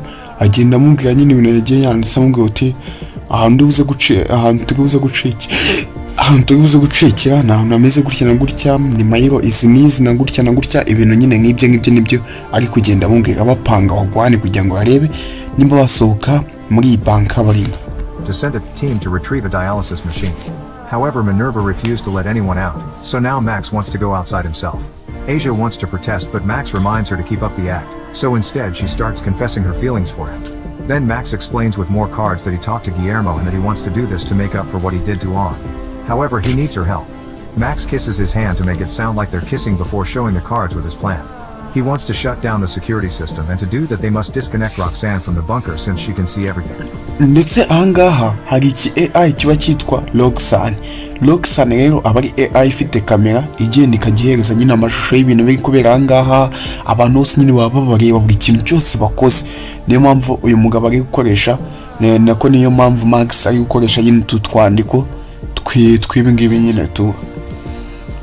They'll pretend to be in a relationship so they can be late at night together in each other's rooms.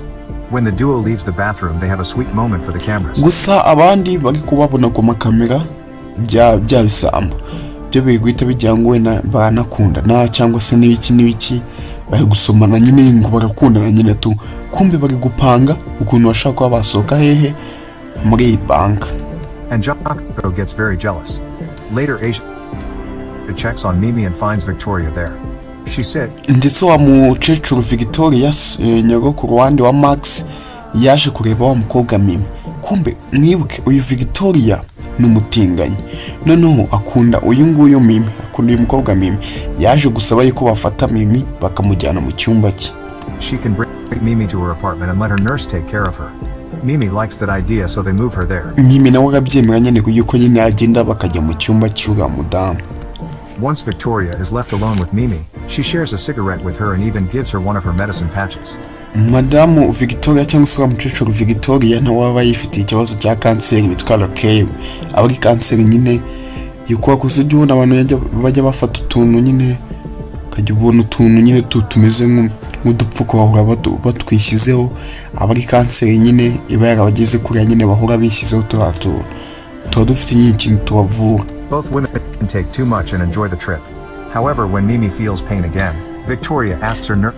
Mimi yaragiye nako Victoria yaragiye akajya tumiza ibintu by'inshinge by'imiti bya morphine n'ibiki byose amorphine bakajya batera Mimi.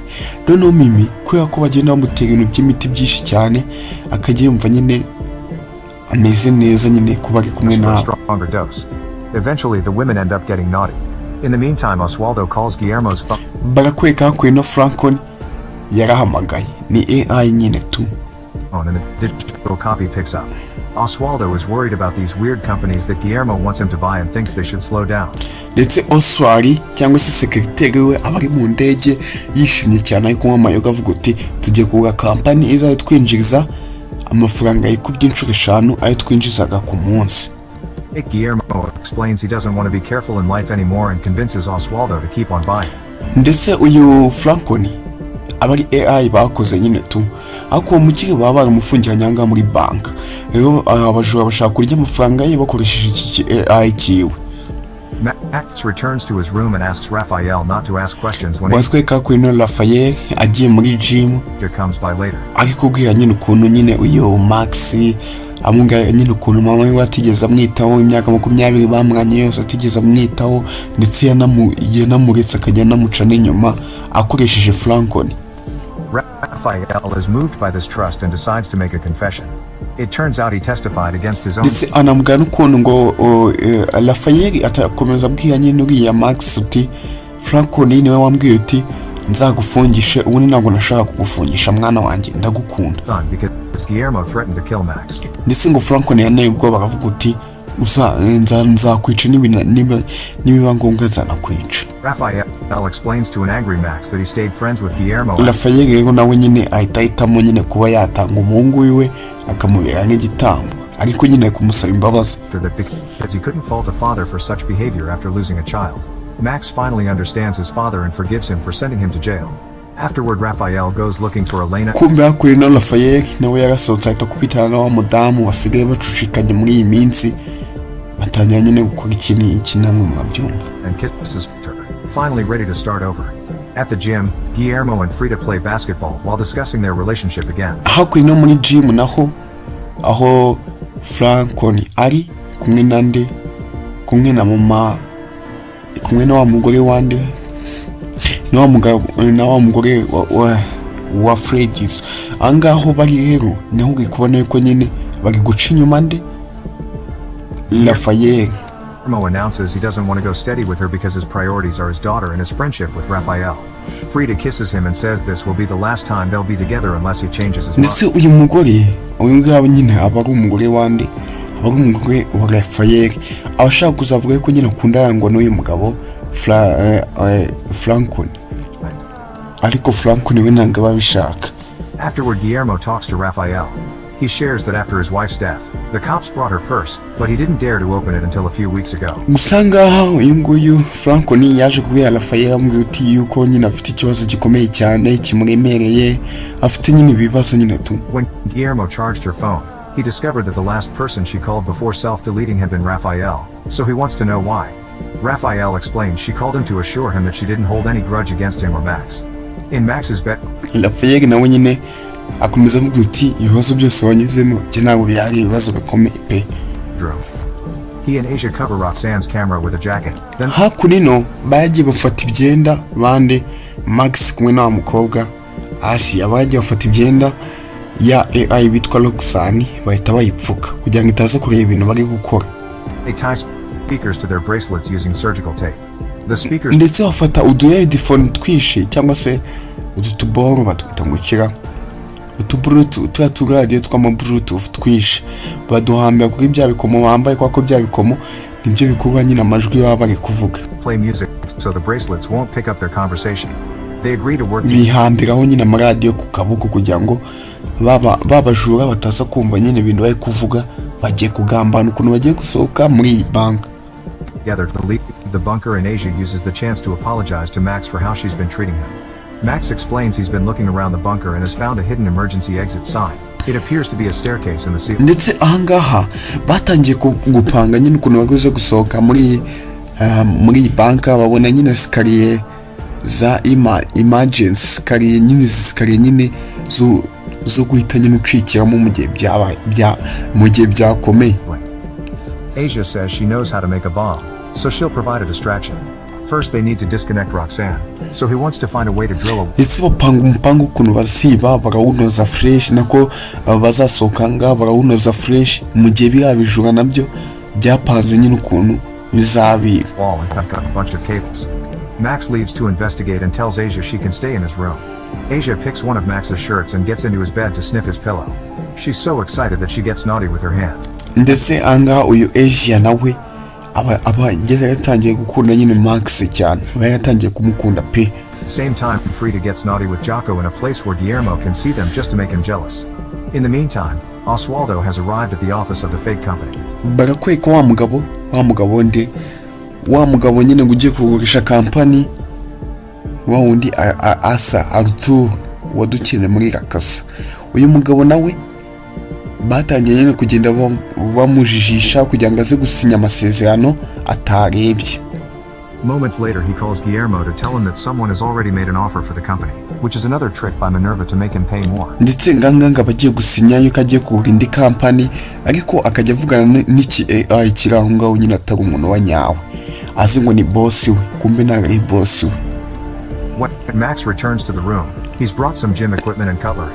He and Asia pretend to shower together and play music on the speakers again before they start breaking the wall with the tools. Fake Guillermo is about to tell Oswaldo to buy the company anyway, only for Max to cut some cables in the wall.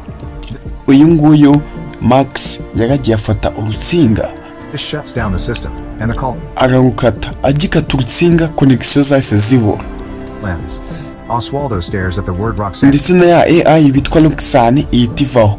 None wa mugabo Frane noza Arthur abona ikintu ngo Roxanne muri telefone ye. And appearing on his phone screen and tries calling biramucanga kumbe Roxanne iki AI witeme nk'ara amarezo nyine abuze. Guillermo again, but he's sent to voicemail, so he decides to leave.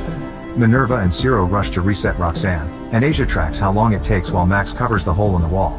Roxanne is activated just in time.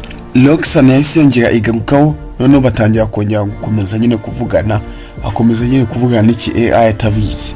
To call Oswaldo, and fake Guillermo convinces him to stay one more night in the city. Oswaldo goes to the nearest hotel with a reservation made by fake Guillermo, which means Minerva already has a camera there. They keep sending him texts to stop him from sleeping and get him a uyu mugabo rero reservation at a restaurant too. Meanwhile, Max goes to the security office and starts an argument with Jocko as a distraction so Asia can steal 2 earpieces. Jocko admits he's been getting naughty with Frida and Max pushes him against the wall, but Asia convinces him to leave before things escalate. Afterward, Max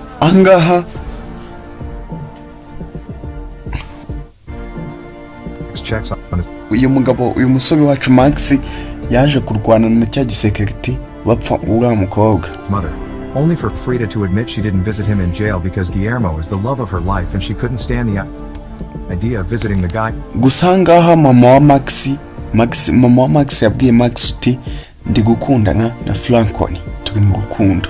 Who caused your lover so much pain. A furious Max calls her selfish. Max bihita bimurakaza cyane. Before leaving, Asia is in the middle of stealing things from the infirmary when Max finds her and asks Asia nawe abaranganye nayo gukora igisasu cy'ukuntu nyine bazaturisa umuryango wari umuryango ukomeye cyane. Asia bitewe no kuneje nyine ibintu by'ibishimike abari gukuranga ibisasu abitegura gake kumanga Max nawe yaraje ahita amuhobera bitewe n'ibintu abayumvisha ngo mama we gukundana na papa. He has a breakdown. The duo goes to Max's room and rests under the covers, bonding over their bad families and their need to start over. Max decides to tell Raphael about Frida and Guillermo, leaving him speechless. Next, ndetse ahangaha Max yaragiye ahita abwira papa we Raphael uti papa uziko se mama wanjye akundana n'inshuti yawe. Raphael bitari murakaza. Says in Asia's bracelets while pretending they're getting naughty. Jocko informs Minerva of this, but she doesn't think it's a big deal if they only did it. Ndetse ahangaha wa musore Max aba yamaje kwikuraho kagakoma aba yambaye ku ntoki gatuma nyine bamenya ahanani. For their naughty time, Guillermo goes to check on Mimi and finds her in Victoria's arms. Mimi has no interest in talking to him and Victoria mocks him, so Guillermo walks off. He finds Raphael and starts ranting about the situation. Ahangaha Raphael yahise aza kureba Francon yamurakariye cyane ibana atavuga tuje ari pose avuga uti ko icyo wangamba kwera icyo imyaka yose wateretanaga n'umugore wanjye wabikoreye iki ibintu nyine nk'ibyo. But Raphael interrupts him to ask him for a favor. He wants Guillermo to convince Frida to take Raphael back. Guillermo agrees, not knowing it's a trap.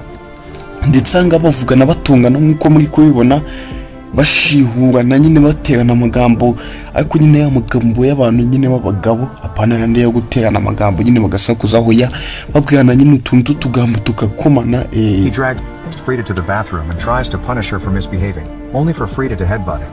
She announces that he doesn't control her. Gusa ngaha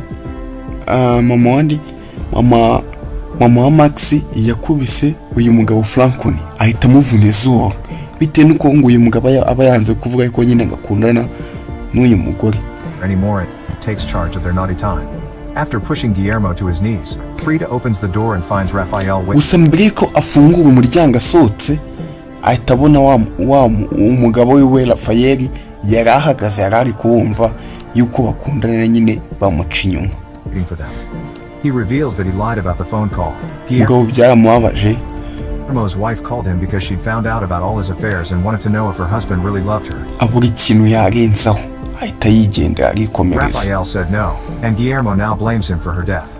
However, Raphael yababwiye ko nyine ngibyo nta kintu bitwaye no kuba bimenye nta kintu bitwaye, ahubwo ikintu bakoze nuko bamwangirije ubuzima bwiwe mu myaka 20. Raphael points out that she took 4 different medicines for her depression, so the only one responsible for her death is Guillermo. Ndetse avuga ko nyine nta kintu bazongera kuvugana nabo kuko nyine bakamuhemukiye cyane no mu buzima pe.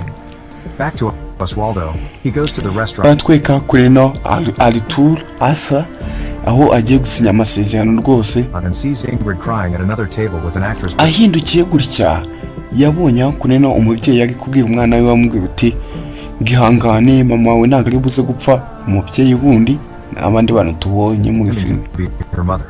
When she goes to the balcony, he follows her kumbe to offer some comfort. Uyu mukobwa ni wa mukobwa w'igisambo witwa Ingrid nawe ari muri bya bisambo agiye gutuburira uriya mugabo kugira ngo abone ukuntu aza gutubura ya mafaranga za biliyari 999 z'amadolari nako z'amayero baze kuzirya babeshya ngo ni company bagiye kugura n'ibiki byose. Ingrid invites him to a club and while they're dancing, another staff wa mugabo baragiye baramufata wa mugabo wa musekreteri nyine wa mukirisi Franconi ari nawe ubitse amafaranga afite amakode ari ugiye kugura ya company bari kubeshya, baragiye baramufata baramusindisha bamujyana mu tubyiniro kugira ngo aze gusinya amasezerano avuga ngo aguze company atari stable mu mutwe ameze nk'umuntu wasinze yikanga yasinye company. Members likes Oswaldo's drink. They also play his favorite songs to keep him partying all night. Eventually Oswaldo and Ingrid go to his hotel room, but when they're about to do the dirty, Ingrid gets an urge. Ndetse anga Ingrid baramuhamagaye mu gitondo nguti mama we yapfuye, mama we ngamyise nabi cyane ngo nujye kumureba. She has to leave. Ingrid ahita acariruka gusa uyu mugabo nawe aba yaraye mu yoga afite amahanga uva ya danje ndetse ya AI Luxan ibiri kumuhamagara ariko yigize wa mukire bagiye gutuburira, yigize nyine wa mukire bagiye gutuburira. Interrupted by a call from fake Guillermo, who orders him to rush to the company and buy it at all costs. Oswaldo returns to the office, where the air conditioning isn't working. The heat, the exhaustion, and the hangover caught umugabo yaje gusinya kuri amasezerano uko iki filime bitonze. Oswaldo to quickly buy the company. Apfa gusinya tiriwe asoma ngarebe ibintu asinya. At 900 million euros just so he can finally go home. Apfa kubisinya ko atanze miliyoni 900, biliyari 999 z'amayero. Amafaranga menshi cyane. Apfa gusinya dasomye. Bunker. Asia blocks the sink on purpose and calls maintenance. When Tirso shows up, Max captures him from behind. Hakuno noza uyu mukobwa nawe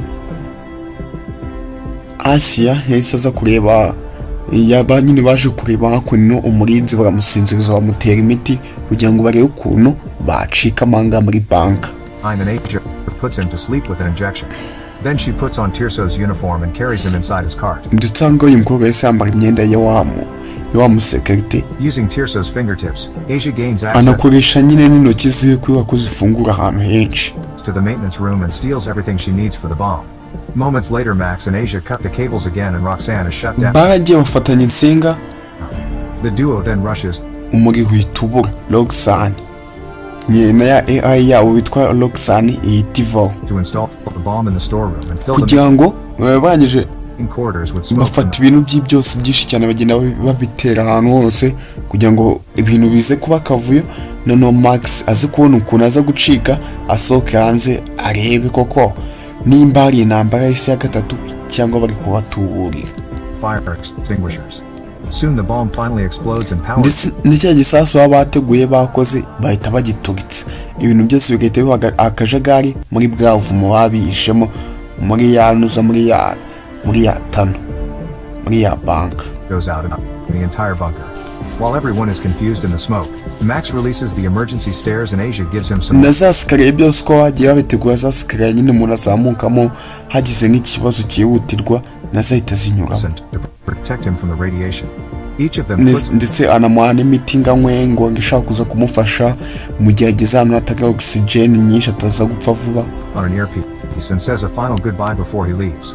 Max goes up the stairs and Asia closes them again before the Roxanne timer is over. Max ahita acaho ariko nyine bafite umunota umwe n'amasegonda 26 yo kuba yasohotse muri iyi banka. She rushes back to the room. Mwibutse muri iyi banka ahantu bari muri fiti 900 kandi fiti imwe aba ari metero 100 zibujya kuzimu. Reconnects the cables, which covers up her tracks right before Roxanne is back. At that moment, Jocko enters the room and finds Tirso's hat. Wa musekirite wundi yaje kureba abona abona abakozi bagenzi biwe babageze nyine tu. So look reveals Asia and Tirso on the bed. Assuming the worst, Jocko takes out. Arebye abona Asia hakurino, Asia mugaye ko nyine uwo musekirite atazi ikintu yabaye yabonye aryamye angaha nawe atazi ibyabaye. And enforces Asia to follow him.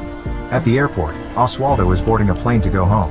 He notices a billboard with the actress who played Ingrid's mom. Mu gihe noneho wa mugabo Arturo yari mu ndege amaje gusinya amasezerano ya $999 z'amayero yabonye umudamu wamamaza ahita yibuka ko uwo mudamu yamubonye ari kubwira wa mukobwa nyine Ingrid ngo ngihangane ngo umwaraza gukira. Getting worried, he checks Ingrid's fake social media profile. Agiye kureba ku ma social media kugira ngo nyine arebe uwo mudamu ibyiwe nyine. Bita byanika ngo sorry this page is not available nyine bita bimera nkaho izo channel zabo aya ma account yabo atabaho bayasibye nyine. Only for the page to disappear. Searching for the name of the bar doesn't show any results either. Atanya kugenda searchinga nandi mazina menshi arebe nyine niba abantu baguranye company koko ari abantu banyabo. Oswaldo concentrates. Arebye ku mbuga nyine arababura ahita amenye ko byanga byakunda ubu ari ubutubuzi ukomeye cyane wabo mukoreye. Then remember seeing some documents in Guillermo's safe titled Camara, so he searches for that.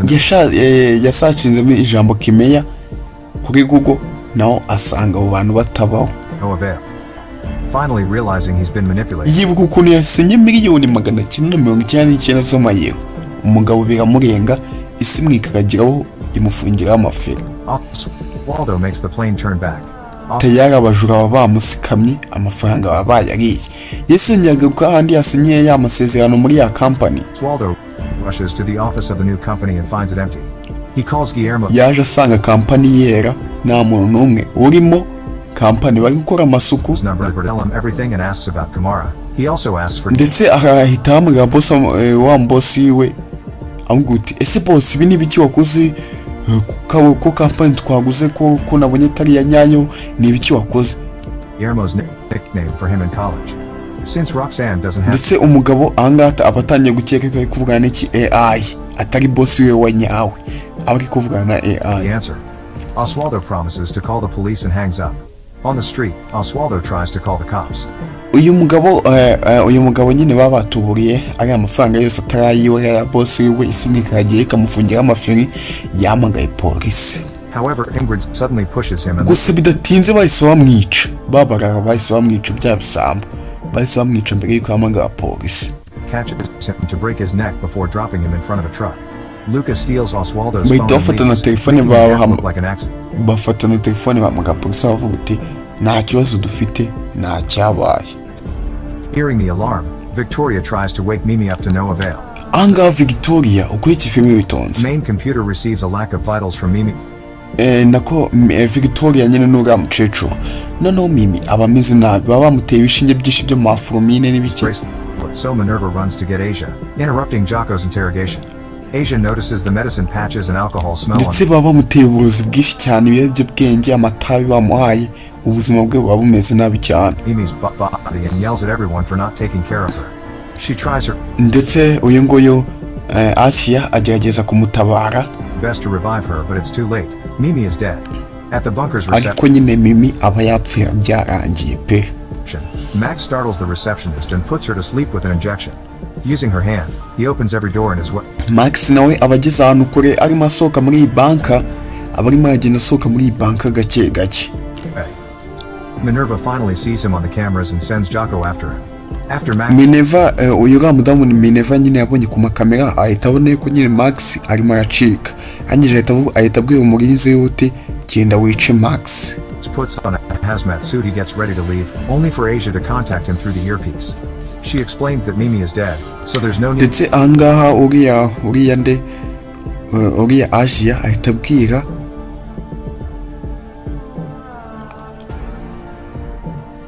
uyu musore ko nyine Mimi yapfuye byarangiye. To go to the hospital anymore. However, Max wants to leave anyway because he wants to take charge of his life. Asia admits her feelings for him to try to stop him, but Max only promises to come for her if he survives. The last door opened. Tayari ibisambo byacu isosi yabyo igiye kugwamo inshishi, kuko uyu musore naramuka ageze hanze agasanga intambara y'isi ya gatatu ntabwo yabaye, abantu bagatuje bafite amahoro, agahita amenye ko babatuburiye babibye. Rero aba bajura barakora iki? And Max gets in the elevator as Jocko catches up to him. Jocko opens fire and damages the glass. Ndetse cya gisambo Jocko cyagerageje kurasa kirebe nimba cyahagarika uyu Max, ariko Max aba yagiye kare. The elevator keeps going up and Max finally gets to escape to the outside world. Ndetse Max yageze hanze, mwakabonye ko kantu Max yageze hanze asanga. Make sure to subscribe and turn on. Niba nimba warikanze subscribe kuri YouTube channel bayita Anselme Films kugira ngo uzarebe filme, uzarebe n'igice cya kabiri tuzagushyiraho. Iyi filme bayitwaga Billionaire Bank, sibyo? Ni Billionaire Bank. Aha niho dusoreje iyi ni season ya mbere, ubundi ifite nk'utu episode nk'umunani gutyo. Nimba dushaka ari filme yuzuye yarasobanuwe na Rocky, uraza kureba muri description y'iyi video, harimo link, ni link kujyana kuri website. Ugikanda kuri iyo link winjira muri website, ntabwo bitinda, internet yose waba ufite nyine birihuta, ugahita ushakingamo iyo video no kwita unayibona ni nayo ya mbere. Hariho n'andi mafilime menshi cyane uba yashaka, ni kuri iyo website bayita Anselme Films, ni /akadomo Anselme Films kumva /blogspot.com. niyo website rero wasangaho iyi filime. Iyi filime impamvu twayikoze gutya ni ukubera yuko nyine kuri YouTube ntabwo nyine murabizi nyine tu ntabwo yabyemeye gushyira ama video y'abandi, nyine video yuzuye nyine tu uyikora mu recap, ibi yabyemewe. Ni ukuvuga uti iyi filime uko uyibona ari imwe nayikoze ari imwe ya ama episode 8 nafashe nkafatanya ikavamo filime imwe. Rero reka mubwire uti turabakunda cyane, giye bayita Anselme Bruce. Rero ngiye kubabwira nimero zanjye za telefoni, muraza kuzijyaho mugiye gukora iki? Mugiye kunyandikira mbashyire muri groupe ya WhatsApp kugira ngo nzajye mbaha ama update ya filime nziza nyine zisobanuye, zitohetse neza, fresh, z'abasobanuzi bose mukunda. Nimero za telefoni zanjye rero zo kuri WhatsApp ni 0738501007. Nizo ngizo wamamagaraho, ndetse unifuza n'ibindi bintu byinshi cyane urajya muri comment ubwire nta kibazo. Gusa ese ikintu muri kwibaza cyo, uriya musore wacu Max nagera hanze agasanga abantu bameze neza nta kibazo bafite, intambara y'isi ya kabiri ntabwo yabaye, biragenda gute? Ni muri season ya kabiri, ni gutegereza season ya kabiri ntabwo yari yasohoka, ariko nisohoka nayo nzayibakorera. Iyi ni season ya mbere rero niyo nari mbanje kubaha, iya kabiri nanga bayihiniye. Rero reka mbabwire uti Imana ibaha umugisha kandi ndabakunda cyane. Ciao ciao.